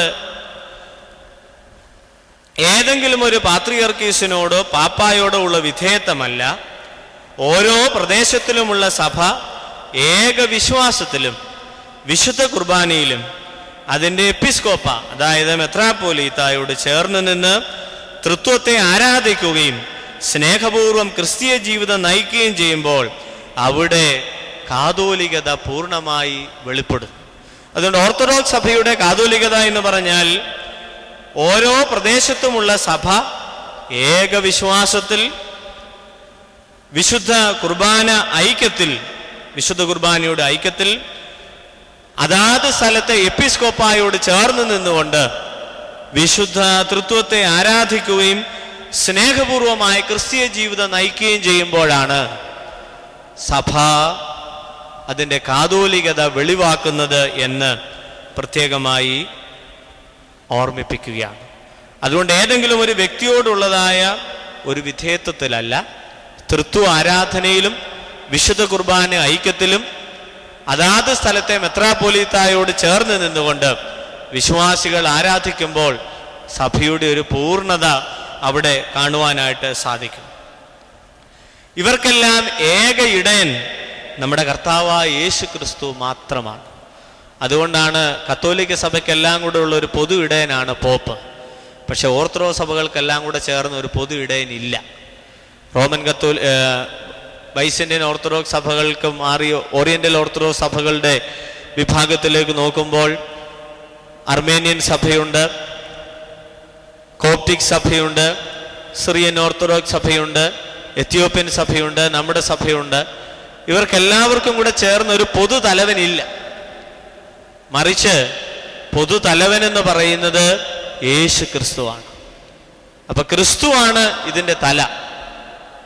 ആ ക്രിസ്തു എന്ന ശിരസിനെ പൂർണ്ണമായി ഉൾക്കൊണ്ടുകൊണ്ട് തൃത്വത്തിലുള്ള വിശ്വാസം ഏറ്റുപറഞ്ഞ് വിശുദ്ധ കുർബാന ഐക്യത്തിൽ അതാത് സ്ഥലത്തെ മെത്രാപ്പൊലീത്തായോട് ചേർന്ന് നിന്ന് ആരാധന നടത്തുമ്പോൾ സഭ കാതോലികമാണ് എന്നുള്ളതായ ഒരു വിശ്വാസമാണ്, ആ ഒരു അടിസ്ഥാനമാണ് പൗരസ്ത്യ സഭയുടെ ദൈവശാസ്ത്രം എന്നുള്ളത്, ഓർത്തഡോക്സ് സഭയുടെ ദൈവശാസ്ത്രം എന്നുള്ളത് പ്രത്യേകമായി നമ്മൾ ചിന്തിക്കണം. സഭകളുടെ ഇടയന്മാരായ എപ്പിസ്കോപ്പന്മാർ പരിശുദ്ധാത്മ നിയോഗത്താൽ ഏകവിശ്വാസത്തിലും സ്നേഹത്തിലും വിശുദ്ധ കുർബാന സംബന്ധത്തിലും ഒരുമിച്ച് കൂടുന്നതിനെയാണ് നമ്മൾ എപ്പിസ്കോപ്പൽ സുന്നഹദോസ് എന്ന് വിളിക്കുന്നത്. അതുകൊണ്ട് ഏകവിശ്വാസത്തിൽ സ്നേഹത്തിൽ വിശുദ്ധ കുർബാന ഐക്യത്തിൽ ഒരുമിച്ച് കൂടുമ്പോൾ സഭയുടെ സാർവത്രികത വെളിവാകുന്നുവെന്ന് പ്രത്യേകമായി നമ്മൾ ചിന്തിക്കുകയാണ്. അപ്പോൾ ഓർത്തഡോക്സ് ചിന്താഗതി അനുസരിച്ച് പ്രാദേശിക സഭ എന്നത് സഭയുടെ പൂർണ്ണത വെളിവാക്കുകയാണ്. ഇതനുസരിച്ച് യൂക്കറിസ്റ്റിക് കമ്മ്യൂണിറ്റിയാണ് ഇംഗ്ലീഷിൽ പറഞ്ഞു കഴിഞ്ഞാൽ. യൂക്കറിസ്റ്റിക് കമ്മ്യൂണിറ്റി എന്ന് പറഞ്ഞു കഴിഞ്ഞാൽ നമുക്കറിയാം, ഒരേ ആത്മാവിൽ വിശുദ്ധ ആരാധനയിൽ കർത്താവിൻ്റെ തിരുശരീരക്തങ്ങളിൽ സഭ ഒന്നുചേരുന്ന സമൂഹമാണ്. അതുകൊണ്ട് ലോക്കൽ യൂണിറ്റുകളിൽ സഭയുടെ സാർവത്രികത ദർശിക്കുവാൻ ഓർത്തഡോക്സ് പാരമ്പര്യത്തിൽ സാധിക്കും. എന്നാൽ കത്തോലിക്ക പാരമ്പര്യത്തിൽ അങ്ങനെയൊരു പ്രാദേശിക തലത്തിൽ സഭയുടെ സാർവത്രികത ദർശിക്കുവാനായിട്ട് സാധിക്കുകയില്ല. അതുകൊണ്ട് കാതോലികം എന്ന വാക്ക് ഏറെ ശ്രദ്ധയോടും ഏറെ പ്രാധാന്യത്തോടും കൂടെയാണ് സഭാപിതാക്കന്മാർ കാണുന്നത് എന്ന് നമ്മൾ ഓർത്തിരിക്കണം. കാതോലിക സഭയിൽ ഞങ്ങൾ വിശ്വസിക്കുന്നു എന്ന് പറഞ്ഞു കഴിഞ്ഞാൽ സഭ സാർവത്രികമാണെന്നർത്ഥം. സാർവത്രികമാണ് എന്നതിൻ്റെ അർത്ഥം ഓരോ പ്രാദേശിക സഭകളും സ്വതന്ത്രമാണ്. ആ പ്രാദേശിക സഭകളുടെ സാർവത്രികത യേശുക്രിസ്തുവുമായിട്ടുള്ള ബന്ധത്തിൽ അതാത് സ്ഥലത്തെ മെത്രാപ്പൊലീത്തായുള്ള ബന്ധത്തിൽ, വിശുദ്ധ കുർബാന ഐക്യത്തിൽ, പരിശുദ്ധ തൃത്വ ആരാധനയിൽ ശ്രേഷ്ഠമായി മുന്നേറുന്ന ഒരു ആരാധനാ സമൂഹമായി കാണുകയാണ്. റോമൻ കത്തോലിക്ക സഭയുടെ സഭാശാസ്ത്രവുമായി അല്പം വ്യത്യാസമുണ്ട് എന്നുള്ള കാര്യം നമ്മൾ ചിന്തിക്കണം. രണ്ടാമതായി സഭയുടെ മറ്റൊരു അഡ്ജക്റ്റീവ് അല്ലെങ്കിൽ വിശേഷണമാണ് കാതോലികവും ശ്ലൈഹികവുമായ ഏക വിശുദ്ധ സഭ എന്ന്. എന്താ ശ്ലൈഹികം? അല്ലെങ്കിൽ കുറെ കൂടെ നമ്മൾക്ക് മനസ്സിലാകുന്ന പദം ഉപയോഗിച്ചാൽ അപ്പോസ്തോലികമായ സഭ. അപ്പോസ്തലന്മാരുടെ ബന്ധത്തിലാണ് സഭ. കർത്താവിൻ്റെ 12 ശിഷ്യന്മാരെ സഭ അപ്പോസ്തലന്മാരെന്ന് വിളിച്ചു. സ്ലീഹ എന്ന വാക്കിൻ്റെ അർത്ഥം അയക്കപ്പെട്ടവനാണ്. കാരണം ഒരു പ്രത്യേക ദൗത്യത്തിനായി, രക്ഷയുടെ സുവിശേഷത്തിനായിട്ടാണ് സ്ലീഹന്മാർ വിളിക്കപ്പെട്ടതും അയക്കപ്പെട്ടതും. So they are called for a special purpose. ഒരു പ്രത്യേക ഉദ്ദേശത്തിനായി ദൈവം അവരെ വിളിച്ച് വേർതിരിച്ചു. അങ്ങനെ അവരെ ലോകത്തിൻ്റെ വിവിധ ഭാഗങ്ങളിലേക്ക് അയക്കുകയാണ്. കാരണം ലോകത്തിൻ്റെ രക്ഷയ്ക്കും വേണ്ടി, രക്ഷയുടെ സുവാർത്തയുമായി അയക്കപ്പെട്ടത് അപ്പോസ്തലന്മാരായിരുന്നു. സഭയുടെ അടിസ്ഥാന ശിലയും യേശുക്രിസ്തു തന്നെ മൂലക്കല്ലായിരിക്കെ നിങ്ങളെ അപ്പോസ്തലന്മാരും പ്രവാചകന്മാരും എന്ന അടിസ്ഥാനത്തിന്മേൽ പണിതിരിക്കുന്നു. ഉയർത്തെഴുന്നേറ്റ ക്രിസ്തുവിനെ കുറിച്ച് അപ്പോസ്തലന്മാർ നൽകിയ സാക്ഷ്യമാണ് ഇന്നും സഭയുടെ അടിസ്ഥാനം. അപ്പോൾ സഭയുടെ അടിസ്ഥാനം, വിശ്വാസത്തിൻ്റെ അടിസ്ഥാനം എന്താണെന്ന് ചോദിച്ചു കഴിഞ്ഞാൽ ഉയർത്തെഴുന്നേറ്റ കർത്താവിനെ കുറിച്ച് അപ്പോസ്തലന്മാർ നൽകിയതായ സാക്ഷ്യമാണ്. അപ്പോൾ അപ്പോസ്തലന്മാർ ഈ സാക്ഷ്യം ലോകത്തോട് പ്രഖ്യാപിച്ചു. ഇന്ന് അവരുടെ സ്ഥാനത്ത് നിന്നുകൊണ്ട് ഈ കർമ്മം നിർവഹിക്കുന്നത് പരിശുദ്ധ സഭയാണ്. അതുകൊണ്ട് സഭയുടെ അപ്പോസ്തോലിക വിശേഷണമെന്ന് പറയുന്നത് സഭ അപ്പോസ്തലന്മാരോടുള്ള അഭേദ്യമായ ബന്ധത്തിൽ ജീവിക്കുകയും ആരാധിക്കുകയും അപ്പോസ്തോലികമായ സുവിശേഷം ലോകത്തോട് പ്രഖ്യാപിക്കുകയും ചെയ്യുന്നു. എന്താ അപ്പോസ്തലന്മാർ ലോകത്തോട് പ്രഖ്യാപിച്ച സുവിശേഷം? കർത്താവ് രണ്ടാമത് വരും എന്നുള്ളതായൊരു പ്രത്യാശയാണ്. നിങ്ങൾ മാനസാന്തരപ്പെടുവീൻ, ക്രിസ്തു വീണ്ടും ലോകത്തിലേക്ക് എത്തും. അതുകൊണ്ടാണ് അവരുടെ എഴുത്തുകളിൽ മുഖ്യമായി കാണുന്നതായ ഒരു ആശയമാണ് അവന്റെ രണ്ടാമത്തെ പ്രത്യക്ഷതയെങ്കിൽ മുഖതേജസ്സോടെ നാം അവനെ എതിരേൽക്കും. ഈ ഒരു പ്രത്യാശയാണ് സഭയിലൂടെ ലോകത്തിന് നൽകപ്പെടുന്നത്. അപ്പോസ്തലന്മാർ ഇത് ലോകത്തിന് കൊടുത്തു. ഇന്ന് ആ പ്രത്യാശ ലോകത്തിന് കൊടുക്കുവാൻ വിളിക്കപ്പെട്ടതായ ഒരു സമൂഹമാണ് പരിശുദ്ധ സഭ എന്നുള്ളത് ഓർക്കണം. അതുകൊണ്ട് ക്രിസ്തുവിനോടുള്ള അഭേദ്യമായ ബന്ധത്തിൽ അപ്പോസ്തലന്മാരുടെ പാരമ്പര്യത്തിൽ മുറുകെ പിടിച്ചുകൊണ്ട് അപ്പോസ്തോലികമായ സാക്ഷ്യം ലോകത്തോട് പ്രഖ്യാപിക്കുന്നത് സഭയാണ്. അതുകൊണ്ട് സഭ അപ്പോസ്തോലികമാണ് അല്ലെങ്കിൽ ശ്ലൈഹികമാണ് എന്ന് പറയുവാനായിട്ട് നമുക്ക് സാധിക്കും. അപ്പോസ്തോലികം എന്ന വിശേഷണം മറ്റു 3 വിശേഷങ്ങളുമായി ചേർന്ന് നിൽക്കുന്നതാണ്. സഭയുടെ ഏകവും വിശുദ്ധവും കാതോലികമായ സ്വഭാവങ്ങളെ അവഗണിച്ചുകൊണ്ടുള്ള ഒരു അപ്പോസ്തോലികത ഒരിക്കലും ഉയർത്തി കാണിക്കുവാൻ സാധ്യമല്ല. അപ്പോൾ കാതോലികതയുള്ള സഭയ്ക്ക് മാത്രമേ അപ്പോസ്തോലികത അവകാശപ്പെടുവാനായി സാധ്യമാവുകയുള്ളൂ. അപ്പോസ്തോലികതയും കാതോലികതയും വിശുദ്ധിയുമുള്ള സഭയ്ക്ക് മാത്രമേ പൂർണ്ണത അവകാശപ്പെടുവാനായിട്ട് സാധിക്കുകയുള്ളൂ. അതുകൊണ്ടാണ് സഭാപിതാക്കന്മാർ വിശ്വാസ പ്രമാണത്തിൽ ഈ 3 വാക്കുകൾ കൃത്യമായി ചേർത്തിരിക്കുന്നത്. കാതോലികവും അപ്പോസ്തോലികവും ആയ ഏക വിശുദ്ധ സഭയിൽ ഞങ്ങൾ വിശ്വസിക്കുന്നു എന്നുള്ളത് പ്രത്യേകമായിട്ട് ഓർക്കുക. അപ്പോൾ അപ്പോസ്തോലിക പാരമ്പര്യം എന്ന് പറഞ്ഞാൽ എന്താണ്?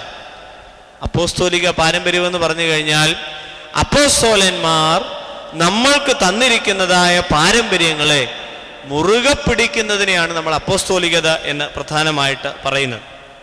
അതുകൊണ്ട് 2 തെസ്സലോനിക്കയിലെ എഴുതിയ 2-ാം ലേഖനം 2-ാം അധ്യായത്തിൻ്റെ 15-ാം വാക്യത്തിൽ പറയുന്നു, നിങ്ങൾ ഉറച്ചു നിന്ന വാക്കിനാലോ ലേഖനത്താലോ ഉപദേശിച്ചു തന്ന പാരമ്പര്യങ്ങളെ മുറുകെ പിടിച്ചുകൊള്ളുവീൻ. നിങ്ങൾക്ക് ഉപദേശിച്ചു തന്ന വാക്കിനാലോ ലേഖനത്താലോ ഞങ്ങൾ തന്നിട്ടുള്ള സകല പാരമ്പര്യങ്ങളെയും നിങ്ങൾ മുറുകെ പിടിച്ചുകൊള്ളുവീൻ. അങ്ങനെ മുറുകെ പിടിക്കുന്ന പാരമ്പര്യമുള്ള ഒരു സമൂഹത്തെയാണ് അപ്പോസ്തോലികത എന്ന പ്രത്യേക പദം കൊണ്ട് നമ്മൾ വിശേഷിപ്പിക്കുന്നത്. അതുകൊണ്ട് സഭയുടെ പാരമ്പര്യം എന്ന് പറഞ്ഞാൽ നിർജീവവും വരണ്ടതുമായ ആചാരങ്ങളല്ല. പരിശുദ്ധാത്മാവിൻ്റെ ആവാസം മൂലം സഭാശരീരത്തിൽ നിരന്തരവും സമ്പൂർണമായി പ്രവഹിപ്പിക്കുന്ന ജീവന്റെ അനുഭവത്തിനാണ് നമ്മൾ പാരമ്പര്യമെന്ന് പറയുന്നത്. അപ്പോൾ പാരമ്പര്യമെന്ന് പറഞ്ഞാൽ കുറേ ആചാരാനുഷ്ഠാനങ്ങളല്ല, പരിശുദ്ധാത്മാവിൻ്റെ നിയോഗത്താൽ നമ്മൾ അനുഭവിച്ചറിയുന്ന ഒരു ജീവന്റെ തുടിപ്പുണ്ട്. That is പാരാഡോസിസ്. അതാണ് പാരമ്പര്യമെന്ന് പറയുന്നത്.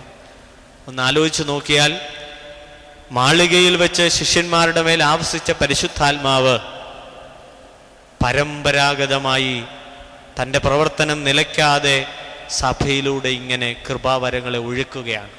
അതുകൊണ്ട് സഭ ഒരു പ്രവാഹമാണ്, ഒരു വലിയ ഒഴുക്കാണ്. ഈ ഒഴുക്കിനൊരു പാരമ്പര്യമുണ്ട്. അത് ഇന്നും ആ അപ്പോസ്തോലിക പിന്തുടർച്ച സഭ മുറുകെ പിടിച്ചിരിക്കുന്നു. അതുകൊണ്ട് പരിശുദ്ധാത്മാവിന്റെ കൃപാദാനത്തിന്റെ ഒഴുക്കിനെ പാരമ്പര്യമെന്ന് നമ്മൾ വിശേഷിപ്പിക്കണം. അതിനെ അങ്ങനെ വിശ്വസിക്കണം. അല്ലാതെ വരണ്ടുപോയ ആചാരങ്ങൾ മാത്രമല്ല സഭയുടെ പാരമ്പര്യം. അപ്പോസ്തോലികമായി നൂറ്റാണ്ടുകളായി പരിശുദ്ധാത്മാവിന്റെ കൃപ ഈ സഭയിൽ വ്യാപരിക്കുന്നു എന്നുള്ളത് സഭയുടെ പാരമ്പര്യത്തിൻ്റെ അല്ലെങ്കിൽ അപ്പോസ്തോലികതയുടെ ഒരു വലിയ തെളിവാണ്. അതൊരു ഇടമുറിയാത്ത പ്രവാഹമായി ഇങ്ങനെ ഒഴുകുകയാണ്. അതുകൊണ്ട് സഭ അപ്പോസ്തോലികമാണെന്ന് പറഞ്ഞാൽ 3 കാര്യങ്ങൾ വളരെ പ്രധാനപ്പെട്ടതാണ്. ഒന്നാമത്തേത്, അപ്പോസ്തലന്മാർ ലോകത്തോട് സുവിശേഷിച്ച സുവിശേഷം ഇന്ന് ലോകത്തോട് അറിയിക്കുന്നത് സഭയാണ്.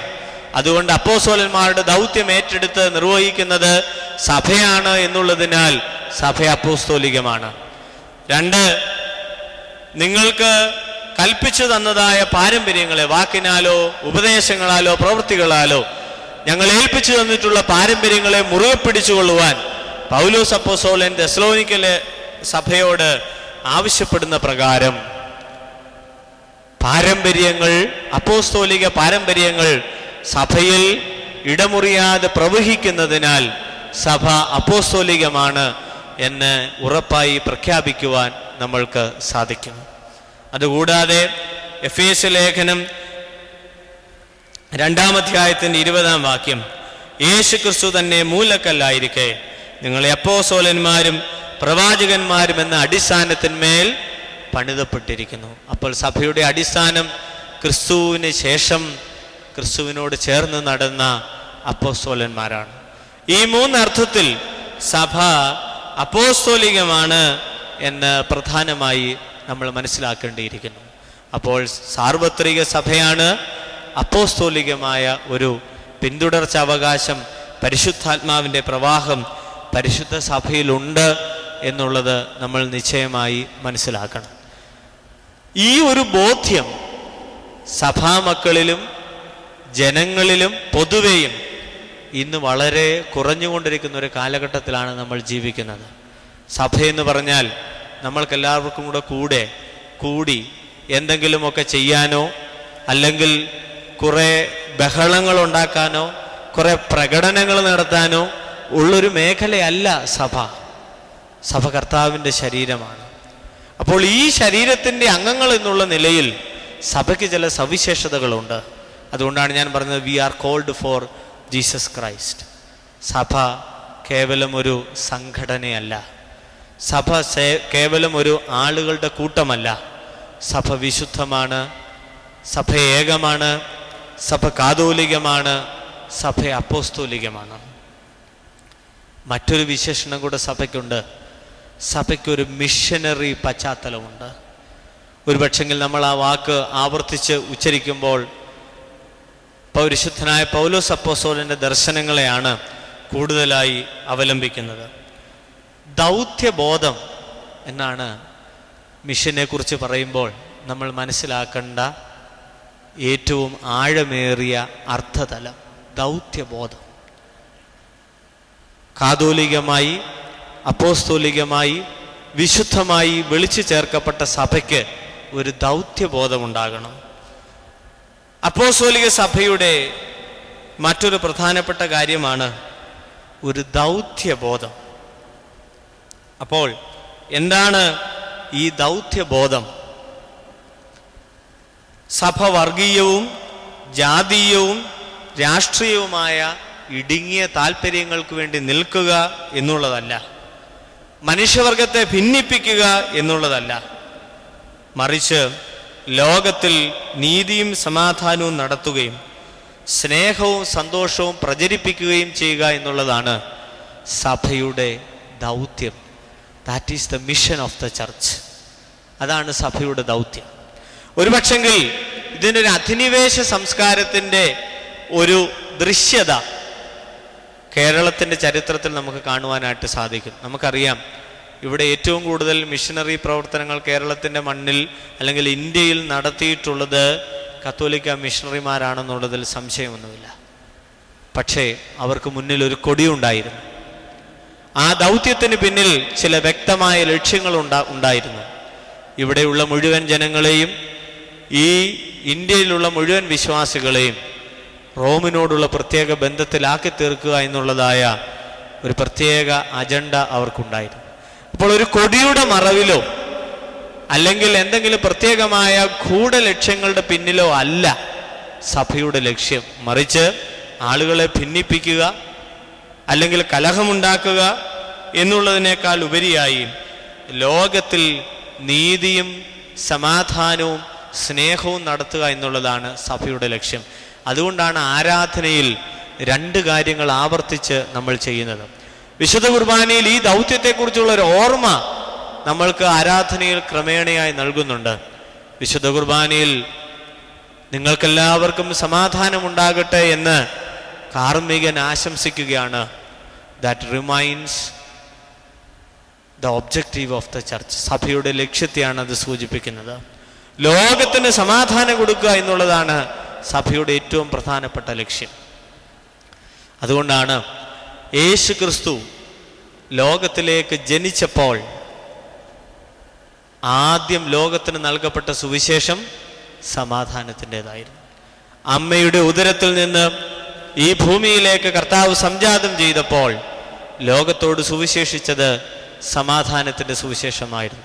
ക്രിസ്മസ് കാലയളവുകളിൽ നമ്മൾ കേൾക്കുന്ന വാക്കുകൾ ഇതാണല്ലോ: അത്യുന്നതങ്ങളിൽ ദൈവത്തിന് മഹത്വം, ഭൂമിയിൽ ദൈവപ്രസാദമുള്ള മനുഷ്യർക്ക് സമാധാനം.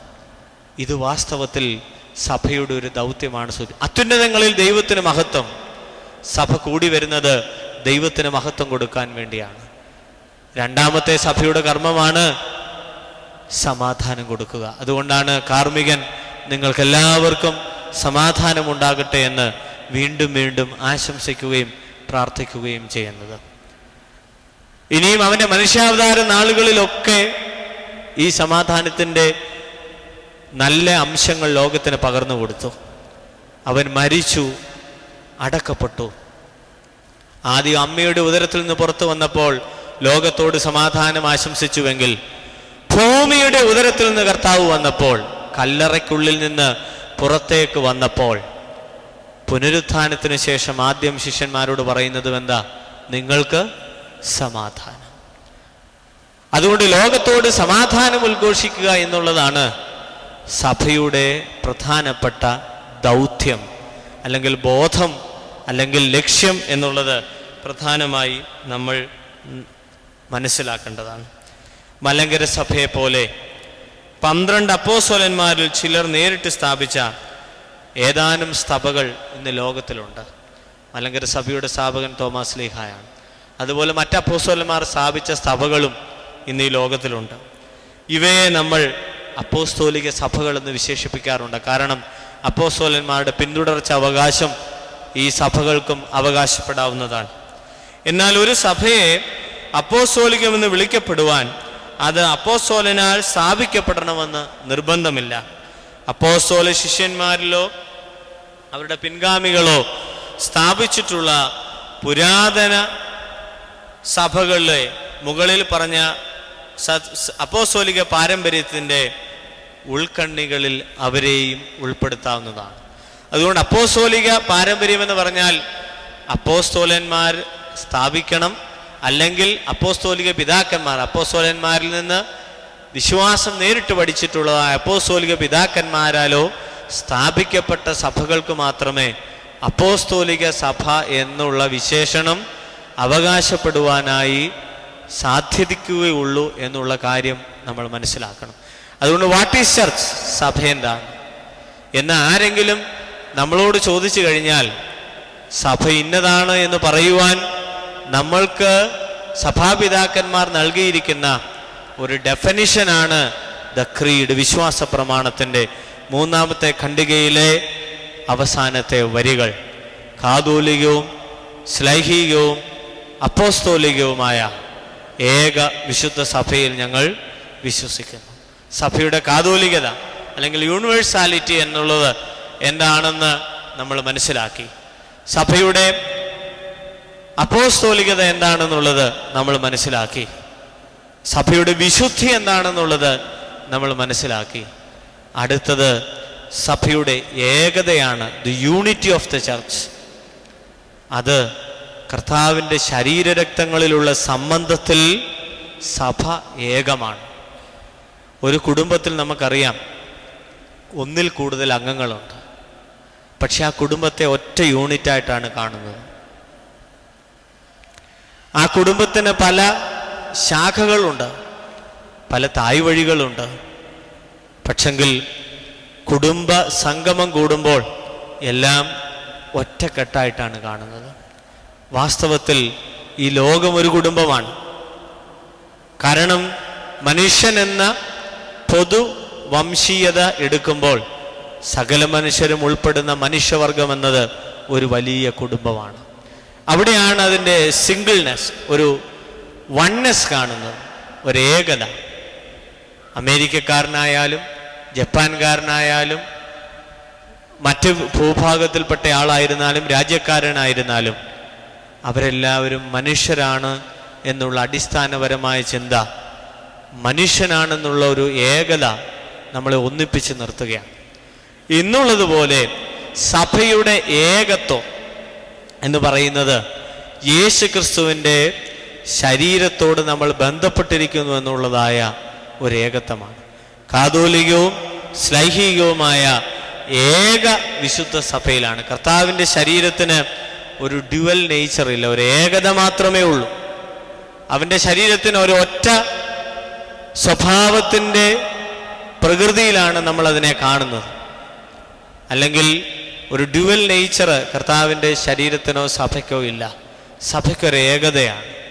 ആ ഏകത്വത്തിൽ നമ്മൾ ചേർന്ന് നിൽക്കുമ്പോഴാണ് നമ്മൾക്കും ഒരു വൺനെസ് ഉണ്ടാകുന്നത് എന്ന് പ്രത്യേകമായിട്ട് നമ്മൾ പഠിക്കുകയും മനസ്സിലാക്കുകയും ചെയ്യേണ്ടതാണ്. അതുകൊണ്ട് സഭ എന്ന് പറയുന്നത് കേവലം ഒരാളുകളുടെ സംഗമമല്ല, കുറേ കെട്ടിടങ്ങളുടെ ഒരു കൂട്ടമല്ല, കുറേ പള്ളികളല്ല, കുറേ സ്ഥാപനങ്ങളല്ല, മറിച്ച് നമ്മുടെ കണ്ണുകൾക്കപ്പുറത്ത് നിൽക്കുന്നതായ ചില വിശേഷണങ്ങൾ കൊണ്ടും ചില അർത്ഥതലങ്ങൾ കൊണ്ടും ഏറെ സമ്പുഷ്ടമാണ് സഭ എന്ന അർത്ഥതലം. അതുകൊണ്ട് ഈ ഒരു വിശ്വാസത്തെ വേണ്ട വിധത്തിൽ മനസ്സിലാക്കുവാനുള്ളതായ ഒരു പരിശ്രമം നമ്മുടെ ഭാഗത്ത് നിന്ന് ഏറ്റവും ഉണ്ടാകേണ്ടതാണ് എന്ന് നമ്മൾ എല്ലായ്പ്പോഴും ഓർക്കുകയും അതിനെക്കുറിച്ചുള്ളതായ പഠനങ്ങൾ നമ്മുടെ തുടർന്നുള്ളതായ കാര്യങ്ങളിൽ നമുക്കുണ്ടാകുകയും ചെയ്യണം. മറ്റൊരു പ്രധാനപ്പെട്ട കാര്യം, നമ്മൾ പ്രായോഗികമായി ഇതിൻ്റെ പ്രാഗ്മാറ്റിസത്തെ കുറിച്ച് ചിന്തിക്കുന്നത്, സഭയുടെ അധികാര ശൈലിയും സാധാരണ ഒരു രാജ്യത്തിൻ്റെ അധികാര ശൈലിയും തമ്മിൽ വ്യത്യാസമുണ്ട്. പലപ്പോഴും ഒരു രാജ്യത്തിൻ്റെയോ അല്ലെങ്കിൽ ഒരു സംസ്ഥാനത്തിൻ്റെയോ ഒരു മതേതര അല്ലെങ്കിൽ ഒരു സെക്കുലർ വേൾഡിൻ്റെയോ അധികാര ശൈലി ഒരു പവർ സ്ട്രക്ചർ അല്ല സഭയുടെ പവർ സ്ട്രക്ചർ എന്ന് പറയുന്നത്. വ്യത്യാസമുണ്ട്. അടിസ്ഥാനപരമായി നമ്മൾ ചിന്തിക്കുമ്പോൾ പീലാത്തോസിന്റെ മുമ്പിൽ കർത്താവ് പറഞ്ഞ ഉത്തരമാണ് സഭയുടെ അധികാരത്തിൻ്റെ അടിസ്ഥാനം. എൻ്റെ രാജ്യം ഐഹികമല്ല. അങ്ങനെ ആയിരുന്നുവെങ്കിൽ അനേകം ആളുകൾ ഇവിടെ വന്ന് എനിക്ക് വേണ്ടി നിന്നോട് പോരാടി നിന്റെ ഈ കൂട്ടത്തെ മറിച്ചിട്ട് എനിക്ക് വേണ്ടി നീതി നടത്തുമായിരുന്നു. അങ്ങനെ ഒരു ചാവേർപ്പടകളുടെ ഒരു കൂട്ടമൊന്നും അല്ല സഭ. അങ്ങനെയുള്ള അധികാരം വിനിയോഗിക്കേണ്ടതായ ഒരു കമ്മ്യൂണിറ്റിയും അല്ല എന്ന് വളരെ വ്യക്തമായി പറയുകയാണ്. പിന്നെ എന്താണ് സഭയുടെ അധികാരത്തിൻ്റെ സ്വഭാവം? സഭയുടെ അധികാരത്തിൻ്റെ സ്വഭാവം എന്ന് പറഞ്ഞു കഴിഞ്ഞാൽ, സഭയുടെ അധികാരം the power through the humbleness, വിനയത്തിലൂടെയുള്ളതായ ഒരു അധികാരമാണ് പരിശുദ്ധ സഭ ലോകത്തോട് കാണിക്കേണ്ടത്. വിനയത്തിലൂടെയുള്ള ഒരു അധികാരം. നമ്മൾക്കൊക്കെ അറിയാം, 15, 16 നൂറ്റാണ്ടുകളിലായി പ്രൊട്ടസ്റ്റന്റ് സഭാവിശ്വാസം ഏറെ ശക്തമായി ലോകത്തിൻ്റെ നാനാഭാഗങ്ങൾ വ്യാപിച്ചു. 16-ാം നൂറ്റാണ്ടിൽ അതിൻ്റെ ഒരു ആവിർഭാവം പാശ്ചാത്യ നാടുകളിൽ ആരംഭിച്ചു. എന്തുകൊണ്ടാണ് ഒരു പ്രൊട്ടസ്റ്റന്റ് ചിന്താഗതി ഉടലെടുത്തത് എന്ന് ചോദിച്ചു കഴിഞ്ഞാൽ, the ugly power structure that existed in the church. സഭയ്ക്കുള്ളിൽ നിലനിന്നിരുന്നതായ, അല്ലെങ്കിൽ കത്തോലിക്ക സഭയിൽ നിലനിന്നിരുന്നതായ ചില വൈകൃതമായ ഭരണ സംവിധാനങ്ങൾ, അതായിരുന്നു ഒത്തിരി പ്രശ്നങ്ങൾ ഉണ്ടാക്കിയത്. നമ്മൾക്കൊക്കെ അറിയാം, പാപമോചന ചീട്ട് വിൽപ്പന, പോപ്പിൻ്റെ തെറ്റിക്കൂടായ്മ, മറ്റു രീതിയിലുള്ളതായ ചൂഷണങ്ങൾ. ഇങ്ങനെ സഭയുടെ അധികാരത്തിന് വാസ്തവത്തിൽ ഒരു രാഷ്ട്രീയവൽക്കരണം 16-ാം നൂറ്റാണ്ടിൽ വളരെ ശക്തമായി വന്നപ്പോൾ ഇതിനെതിരെ ഉണ്ടായ ഒരു പ്രതിഷേധമാണ് ഒരു നവീകരണത്തിലേക്കോ അല്ലെങ്കിൽ മറ്റൊരു പ്രൊട്ടസ്റ്റൻസ് വിഭാഗത്തിൻ്റെ രൂപപ്പെടലിലേക്കോ നയിച്ചത് എന്ന് പ്രത്യേകമായിട്ട് ഓർക്കണം.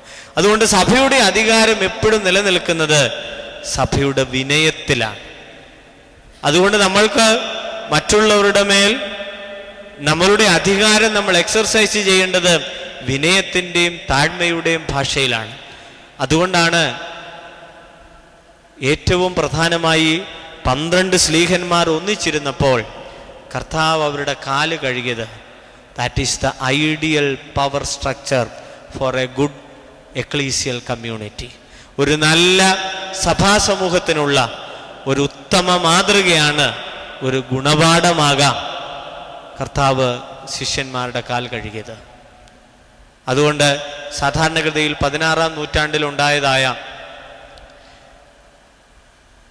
സാഹിത്യ കൃതികളൊക്കെ പരിശോധിക്കുമ്പോൾ, പാശ്ചാത്യ സാഹിത്യ കൃതികൾ, ക്രിസ്ത്യൻ ലിറ്ററേച്ചറൊക്കെ പരിശോധിക്കുമ്പോൾ അവിടെയെല്ലാം ഈ അഗ്ലി നേച്ചർ, സഭയുടെ വൈകൃതമായ ചില പവർ സ്ട്രക്ചറിനെ എക്സ്പ്രസ് ചെയ്തുകൊണ്ടുള്ള ചില പ്രയോഗങ്ങൾ കാണുവാനായിട്ട് സാധിക്കും. ചോസറിൻ്റെ കൃതികളിൽ പ്രത്യേകമായിട്ട് നമ്മൾക്കത് കാണാൻ സാധിക്കും. ആ സമയത്തുണ്ടായിരുന്ന എഴുത്തുകാരുടെ ഒക്കെ കൃതികളിൽ അത് പ്രധാനമായി കാണുവാൻ സാധിക്കും. കാലിൽ പൊടികൾ പോലും പറ്റാതെ പരിശുദ്ധമായി സൂക്ഷിച്ചിരിക്കുന്ന കാലുകൾ റോമിൻ്റെ പ്രധാന മേലധ്യക്ഷൻ വളരെ മന്ദം സാവധാനമെത്തി പനിനീര് കൊണ്ട് തുടച്ച് അത് പഞ്ഞികൊണ്ട് തൂത്ത് കയ്യിൽ വെള്ളം പോലും ഏശാതെ അങ്ങേയറ്റം വർണ്ണവിരാജിതമായി ചെയ്യുന്ന ഒരു കർമ്മത്തെയാണോ നമ്മൾ വിനയത്തിൻ്റെ മാതൃകയെന്ന് വിളിക്കേണ്ടത് എന്ന് പോലും ആ കൃതികളിൽ വിമർശന ബുദ്ധിയാ ചോദിച്ചിട്ടുള്ളത് ശാന്തമായി നമ്മൾ ഓർക്കണം. അതുകൊണ്ട് സഭയുടെ അധികാര ശൈലി എന്ന് പറയുന്നത് വിനയത്തിൽ അടിസ്ഥാനപ്പെട്ടതായ ഒരു അധികാര ശൈലിയാണ്. പവർ എക്സർസൈസ് ചെയ്യാം, സഭയുടെ വിശ്വാസത്തെക്കുറിച്ച് തീക്ഷ്ണമായി അതിന് സംസാരിക്കാം. അല്ലാതെ ഒരു സെക്കുലർ വേൾഡിൻ്റെ ഒരു അധികാര ശൈലിയിൽ ഒരിക്കലും സഭ കെട്ടിപ്പടുത്തി ആ രീതിയിൽ സഞ്ചരിക്കുവാൻ ഉള്ളതായ ഒരു ശൈലി സഭയ്ക്ക് അഭികാമ്യമല്ല എന്നുള്ളത് പ്രത്യേകമായി നമ്മൾ പ്രധാനമായിട്ട് ഓർക്കണം. അതുകൊണ്ട് എൻ്റെ രാജ്യം ഐഹികമല്ല, പക്ഷേ നിന്റെ കാഴ്ചകൾക്ക് അപ്പുറത്തുമുള്ളതായ ഒരു സ്നേഹത്തിൻ്റെ രാജ്യമായിരുന്നു കർത്താവിൻ്റേത് എന്നുള്ളത് ലോകത്തോട് വിളിച്ചു പറയുന്നതാണ് പരിശുദ്ധ സഭയുടെ നിയോഗം എന്നുള്ളത് പ്രത്യേകമായി നമ്മൾ ചിന്തിക്കണം. ശാന്തമായി നമ്മൾ ഈ ദേവാലയത്തിലായിരിക്കുന്ന ഈ നിമിഷത്തിൽ ഞാൻ ഈ സഭയുടെ അംഗമാണെങ്കിൽ കാതോലികവും അപ്പോസ്തോലികവും ഏകവും വിശുദ്ധവുമായ ഈ സഭയുടെ അംഗമായി നിൽക്കുമ്പോൾ എൻ്റെ ലക്ഷ്യം എന്താണ്? സഭ സ്വർഗത്തിലേക്ക് നോക്കി യാത്ര ചെയ്യുന്ന ഒരു തീർത്ഥാടന സമൂഹമാണെന്നാണ് സഭയുടെ കുറിച്ചുള്ളതായ ലക്ഷ്യം. നമ്മൾ ലക്ഷ്യത്തിലേക്ക് നടന്നുകൊണ്ടിരിക്കുകയാണ്. ദൈവരാജ്യത്തിലേക്ക് നോക്കി യാത്ര ചെയ്തുകൊണ്ടിരിക്കുന്ന ഒരു തീർത്ഥാടക സമൂഹമാണ് പരിശുദ്ധ സഭ. അപ്പം ഇതിനുള്ളിൽ വഴിയോര കാഴ്ചകൾ ധാരാളമുണ്ട്. ഇന്ന് നമ്മൾക്ക് പറ്റുന്ന ഏറ്റവും വലിയ വിപത്തെന്ന് പറയുന്നത് ഈ വഴിയോര കാഴ്ചകൾ സഭയെ ഗ്രസിക്കുന്നു എന്നുള്ളതാണ്. ഇത് കണ്ടമാനം ഗ്രസിച്ചു കഴിയുമ്പോൾ സഭയുടെ കാതോലികതയും അപ്പോസ്തോലികതയും ഒക്കെ നഷ്ടപ്പെടുന്ന ഒരു ചിന്താഗതി ഉണ്ടാകും. അതുകൊണ്ട് അപ്പോസ്തോലികതയോ കാതോലികതയോ ചുമ്മാതെ ആർക്കും കയറി ഉപയോഗിക്കുവാൻ പറ്റുന്ന വിശേഷണങ്ങളല്ല. അങ്ങനെ ആരെങ്കിലും അത് ഉപയോഗിക്കുന്നുണ്ടെങ്കിൽ തന്നെ വ്യക്തമായ മാനദണ്ഡങ്ങളോടുകൂടിയാണ് ആ വാക്കുകൾ ഉപയോഗിക്കേണ്ടത്. ഞാൻ വിശുദ്ധനാണ് എന്ന് യഹോവയായ ദൈവം അരുളി ചെയ്തിട്ടുണ്ട് എങ്കിൽ അതിന് വ്യക്തമായ മാനദണ്ഡമുണ്ട്. എൻ്റെ ദാസനായ മോശ ദൈവസന്നിധിയിലൊക്കെയും വിശ്വസ്തനായിരുന്നു എന്ന് ദൈവം പറഞ്ഞുവെങ്കിൽ ദൈവത്തിൻ്റെ മുന്നിൽ വ്യക്തമായ മാനദണ്ഡമുണ്ട്. ഈ സഭ കാതോലികവും അപ്പോസ്തോലികവും ശ്ലൈഹികവും ഏകവും വിശുദ്ധവുമാണെന്ന് സഭാപിതാക്കന്മാർ ഉറപ്പിച്ച് പ്രഖ്യാപിച്ചു എങ്കിൽ അതിന് വ്യക്തമായ ചില മാനദണ്ഡങ്ങളുണ്ട്. അതുകൊണ്ട് മാനദണ്ഡങ്ങളില്ലാതെ വെറുതെ വിശേഷണങ്ങൾ ഉപയോഗിക്കുവാൻ നമ്മൾക്കൊരിക്കലും സാധ്യമല്ല. പ്രത്യേകമായി നമ്മൾ ഓർക്കേണ്ടത് ഈ പൗരസ്ത്യ സഭയുടെ ദൈവശാസ്ത്രവുമായി ബന്ധപ്പെട്ട് ചിന്തിക്കുമ്പോൾ കാതോലികവും അപ്പോസ്തോലികവും ഏകവും വിശുദ്ധവുമായ സഭയിൽ ഞാനായിരിക്കുന്നു എന്നുള്ളതായ ഒരു അവബോധം, ഈ അവബോധത്തിൻ്റെ പുതുക്കലാണ് എല്ലാ വിശുദ്ധ കുർബാനകളും. എല്ലായ്പ്പോഴും വിശുദ്ധ കുർബാനയിൽ നമ്മൾ സംബന്ധിക്കുമ്പോഴും കൂദാശകളിൽ സംബന്ധിക്കുമ്പോഴും കാതോലികവും അപ്പോസ്തോലികവുമായ സഭയിൽ ഞാനായിരിക്കുന്നു എന്നുള്ള ഒരു അവബോധം നമ്മളുടെ മനസ്സിൽ വീണ്ടും വീണ്ടും ഉണ്ടാവുകയാണ്. അതുകൊണ്ട് കൂദാശകൾ കേവലം നമ്മൾ വന്നുകൂടി പോകുന്ന ഒരു സംഗമങ്ങളല്ല, മറിച്ച് നീ എവിടെ നിൽക്കുന്നു, നിന്റെ അടിസ്ഥാനം എന്താണ്, നീ എന്തിനോടാണ് ചേർന്ന് നിൽക്കുന്നത്, അതിനെക്കുറിച്ചുള്ള ഒരു അവബോധം നമ്മുടെ മനസ്സിലേക്ക് പകരുന്നതാണ് ഇത് എന്നുള്ളത് വ്യക്തമായി നമ്മൾ ഓർക്കുക. അതുകൊണ്ട് കാതോലികവും അപ്പോസ്തോലികവും ഏകവും വിശുദ്ധവുമായ സഭയിൽ ഞങ്ങൾ വിശ്വസിക്കുന്നു എന്ന് നമുക്ക് പറയാം. നമുക്കെല്ലാവർക്കും കൂടെ ചേർന്ന് വിശ്വാസ പ്രമാണത്തിൻ്റെ അവസാനത്തെ ഖണ്ഡിക ഒരുമിച്ച് ചൊല്ലാം. സകലത്തെയും ജീവിപ്പിക്കുന്ന കർത്താവും പിതാവിൽ നിന്ന് പുറപ്പെട്ട് പിതാവിനോടും പുത്രനോടും കൂടെ വന്ദിക്കപ്പെട്ട് സ്തുതിക്കപ്പെടുന്നവനും നിബിയന്മാരും ശ്ലീഹന്മാരും മുഖാന്തരം സംസാരിച്ചവനുമായ ജീവനും വിശുദ്ധിയുമുള്ള ഏക റൂഹായിലും കാതോലികവും ശ്ലൈഹികവുമായ ഏക വിശുദ്ധ സഭയിലും ഞങ്ങൾ വിശ്വസിക്കുന്നു. സഭയുടെ നടത്തിപ്പുകാരൻ പരിശുദ്ധ റൂഹായാണ്. പരിശുദ്ധ റൂഹ ആദിമ നൂറ്റാണ്ടിൽ ഒരു വിശുദ്ധ പ്രവാഹം പോലെ സഭയെ ഉദ്ദീപിപ്പിച്ചതുപോലെ തുടർന്നും ഈ സഭയെ ഉദ്ദീപിപ്പിക്കുവാൻ ദൈവം ഇടയാക്കട്ടെ എന്ന് പ്രാർത്ഥിക്കാം. ഒരു നിമിഷം നമ്മൾക്ക് നമ്മുടെ ശിരസ്സുകളെ ദൈവസന്നിധിയിൽ നമിക്കാം. സ്നേഹവാനായ ദൈവമേ, അങ്ങയുടെ ആലയത്തിൽ ഞങ്ങളായിരിക്കുന്നതായ ഈ ധന്യ നിമിഷത്തിൽ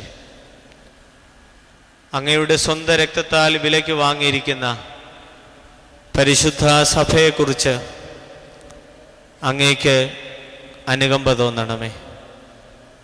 ശത്രുവിൻ്റെ സകല ബന്ധനങ്ങളിൽ നിന്നും പൈശാചികമായ ഉപദ്രവങ്ങളിൽ നിന്നും സത്യവിശ്വാസത്തെ കെടുത്തിക്കളയുന്ന എല്ലാ ഉപദ്രവങ്ങളിൽ നിന്നും പരിശുദ്ധ സഭയെ അവിടുന്ന് കാത്ത് സംരക്ഷിക്കണമേ. സഭ വിശുദ്ധമാണ്. അതിനാൽ സഭാംഗങ്ങളായി ഞങ്ങളും വിശുദ്ധരായിരിക്കാൻ അവിടുന്ന് കൃപ ചൊരിയണമേ. സഭ ഏകമാണ്. സഭാംഗങ്ങളായിരിക്കുന്ന ഞങ്ങൾ ഓരോരുത്തരും അങ്ങയുടെ ശരീരത്തോടുള്ള അഭേദ്യമായ ബന്ധത്തിൽ ഏകമായിരിക്കാൻ തക്കവണ്ണമുള്ളതായ അനുഗ്രഹം ചൊരിയണമേ. സഭ കാതോലികമാണ്. ഈ കാതോലികതയുടെ അംശത്തോട് ചേർന്ന് പ്രാദേശികമായ തലത്തിൽ നിൽക്കുമ്പോഴും കാതോലികതയുടെ വിശാലമായ അർത്ഥത്തെക്കുറിച്ച് പൂർണ്ണമായി ഉൾക്കൊള്ളുവാനുള്ളതായ ഒരു പൂർണ്ണതയുടെ അറിവ് ഞങ്ങളുടെ ഹൃദയങ്ങൾക്ക് അവിടുന്ന് പകർന്നു നൽകണമേ. അപ്പോസ്തോലികമായ പാരമ്പര്യത്തിൻ്റെ ഉറച്ചതായ പിന്തുടർച്ച അവകാശം ഞങ്ങളുടെ ഉള്ളിൽ സ്ഥാപിച്ചുകൊണ്ട് ആ വിശുദ്ധ പിതാക്കന്മാരുമായുള്ള സംസർഗത്തിൽ നിന്ന് ഞങ്ങൾ അകന്നു പോകാതെ അപ്പോസ്തോലികമായ സഭയുടെ നടത്തിപ്പിനെ, കെട്ടുറപ്പിനെ വേണ്ടവിധം പരിരക്ഷിക്കുവാനുള്ളതായ വിജ്ഞാനം ഞങ്ങൾക്ക് തരണമേ. കേവലം പഴകിയ ആചാരങ്ങളല്ല ഞങ്ങളുടെ അടിസ്ഥാനം, മറിച്ച് സഭയുടെ ആരംഭകാലം മുതൽ ഇന്നയോളം ഒരു ജീവനാഡിയായി സഭയെ ഉത്തേജിപ്പിക്കുന്ന പരിശുദ്ധാത്മാവിൻ്റെ അനസ്യൂതമായ പ്രവാഹം ഈ സഭയിലുണ്ടെന്ന് പൂർണ്ണമായി വിശ്വസിക്കുന്ന അനുഗ്രഹീതമായ ഒരു പാരമ്പര്യ ശൈലി ഞങ്ങളുടെ ഉള്ളിലാക്കണമേ. കാതോലികവും ശ്ലൈഹികവും ഏകവും വിശുദ്ധവുമായ സഭയിൽ ഞങ്ങൾ വിശ്വസിച്ചുകൊണ്ട് ദൈവരാജ്യത്തിൻ്റെ മുൻകുറിയായി പരിശുദ്ധ സഭ ഈ ലോകത്തിൽ പ്രശോഭിക്കുവാൻ അവിടുന്ന് ഇടയാക്കണമേ. തിന്മയുടെ ശക്തിക്കെതിരായി നിലനിൽക്കുവാനും ഭൗതികമായ അധികാര കേന്ദ്രങ്ങളാലല്ല, താഴ്മയുടെ അധികാരത്തിൻ്റെ പത്രം ധരിച്ചുകൊണ്ട് ക്രിസ്തുവിനെ മാതൃകയാക്കി അപ്പോസ്തോലികമായ ദൗത്യം ലോകത്തോട് സുവിശേഷിക്കുവാൻ തക്കവണ്ണം സജ്ജമാക്കപ്പെടുന്ന ഒരു വിശുദ്ധ സംഘമായി തീരുവാൻ ബലഹീനരായി ഞങ്ങളെ അനുഗ്രഹിക്കണമേ. ഈ സഭയിലെ എല്ലാ മേൽപ്പട്ടക്കാരെയും പട്ടക്കാരെയും ശമ്മാശന്മാരെയും വിശ്വാസികളായ ജനങ്ങളെയും ഇടവകകളെയും അനുഗ്രഹിക്കണമേ. അവർ നിന്നോടുള്ള സ്നേഹത്തിൽ ഒന്നായിരിക്കാൻ തക്കവണ്ണം പരിശുദ്ധാത്മാവിൻ്റെ കൃപയും അനുഗ്രഹവും എപ്പോഴും ഉണ്ടാകണമേ. സഭയ്ക്കെതിരെ ശക്തമായി ഗർജിക്കുന്ന വൈരികളുടെ ശബ്ദത്തെ അവിടുന്ന് ഇല്ലാതാക്കണമേ. ക്രിയാത്മകമായ നല്ല ചിന്തയിലൂടെ നിന്റെ ഏകജാതൻ ഞങ്ങൾക്ക് കാട്ടിത്തന്നതായ ഉത്തമ വെളിച്ചം ലോകത്തോട് സാക്ഷീകരിക്കുവാൻ ഞങ്ങൾക്കിടയാക്കണമേ. വിശുദ്ധ തൃത്വവിശ്വാസവും കർത്താവിൻ്റെ മനുഷ്യാവതാരത്തിലും കർത്താവിൻ്റെ ഉയർപ്പിലും അവൻ്റെ രണ്ടാമത്തെ വരവിലും പൂർണ്ണമായി വിശ്വസിച്ചുകൊണ്ട് നിന്റെ രണ്ടാമത്തെ എഴുന്നള്ളത്തിൽ മഹനീയമായ നിലയ്ക്ക് ഞങ്ങൾ യോഗ്യരാകുവാൻ തീരുത്തക്കോണം ഞങ്ങളെല്ലാവരെയും അവിടുന്ന് യോഗ്യരാക്കണമേ എന്ന് പ്രാർത്ഥിക്കുന്നു. ഇപ്പോഴും ഇപ്പോഴും എന്നേക്കും ഞങ്ങൾ അവിടുത്തെ തിരുനാമത്തെ സ്തുതിച്ച് പുകഴ്ത്തുവാനായിട്ട് തന്നെ ആമേൻ. പ്രത്യേകാൽ ഈ ദേവാലയത്തിലേക്ക് എത്തുവാനും പരിശുദ്ധ ദൈവമാതാവിനെ പ്രത്യേകമായി അനുസ്മരിക്കുന്ന ഈ ദിവസം വിശുദ്ധിയോടുകൂടെ നമ്മളുടെ ധ്യാന നിമിഷങ്ങൾ ഈ ദേവാലയത്തിൻ്റെ ഉള്ളിലായിരിക്കാൻ തക്കവണ്ണം ദൈവം തമ്പുരാൻ നമ്മൾക്ക് കൃപ ചൊരിഞ്ഞതിനെ ഓർത്ത് ദൈവസന്നിധിയിൽ നന്ദി അറിയിക്കുന്നു. ഈ നോമ്പിൻ്റെ കാലയളവുകൾ പരിശുദ്ധ സഭയോടുള്ള ബന്ധത്തിൽ ദൃഢമായി വളരുവാൻ തക്കവണ്ണം അവിടുന്ന് ഇടയാകണം. പ്രത്യേകമായി നമ്മൾ ഓർക്കേണ്ടത് നോഹയുടെ പെട്ടകത്തിലൂടെയാണ് ജീവൻ്റെ തുടിപ്പ് ലോകത്തിൽ നിലനിന്നത്. അതുപോലെ നിത്യജീവൻ്റെ തുടിപ്പുകൾ നിലനിൽക്കുവാൻ തക്കവണ്ണം സഭയൊരു രക്ഷാ നൗകയായി പരിലസിക്കുവാൻ, സഭാജീവിതം കൂടുതൽ ശ്രേഷ്ഠമാക്കുവാൻ നോമ്പിൻ്റെയും പ്രാർത്ഥനയുടെയും ഉപവാസത്തിൻ്റെയും നല്ല അനുഭവത്തിൽ കൂടുതലാകുവാൻ പരിശുദ്ധാത്മാവ് കൃപ ചൊരിയട്ടെ. പരിശുദ്ധനായ പരിമള തിരുമേനിയുടെ മധ്യസ്ഥത നമ്മൾക്കതിന് കോട്ടയായിരിക്കട്ടെ. പ്രത്യേകാൽ ഇങ്ങനെ അവസരം തന്നതിൽ ഈ സെമിനാരിയുടെ മാനേജർ വന്ദന ഔഗേന്ദ്രൻ ഭാഷനോടും മറ്റെല്ലാ വൈദിക ശ്രേഷ്ഠരോടും സ്നേഹപൂർവം വിനയത്തോടെ സഹകരണത്തോടെ ശ്രവിച്ച നിങ്ങൾക്കെല്ലാവർക്കും ബലഹീനായ എൻ്റെ വ്യക്തിപരമായ നന്ദി അറിയിക്കുന്നു. പരിശുദ്ധാത്മാവാൻ ദൈവം നമ്മളെയും ഈ സഭയെയും ഈ ലോകത്തെയും അനുഗ്രഹിച്ച് വിശുദ്ധീകരിച്ച് പൂർണ്ണതയിലേക്ക് വഴി നടത്തുമാറാകട്ടെ. ആമേൻ.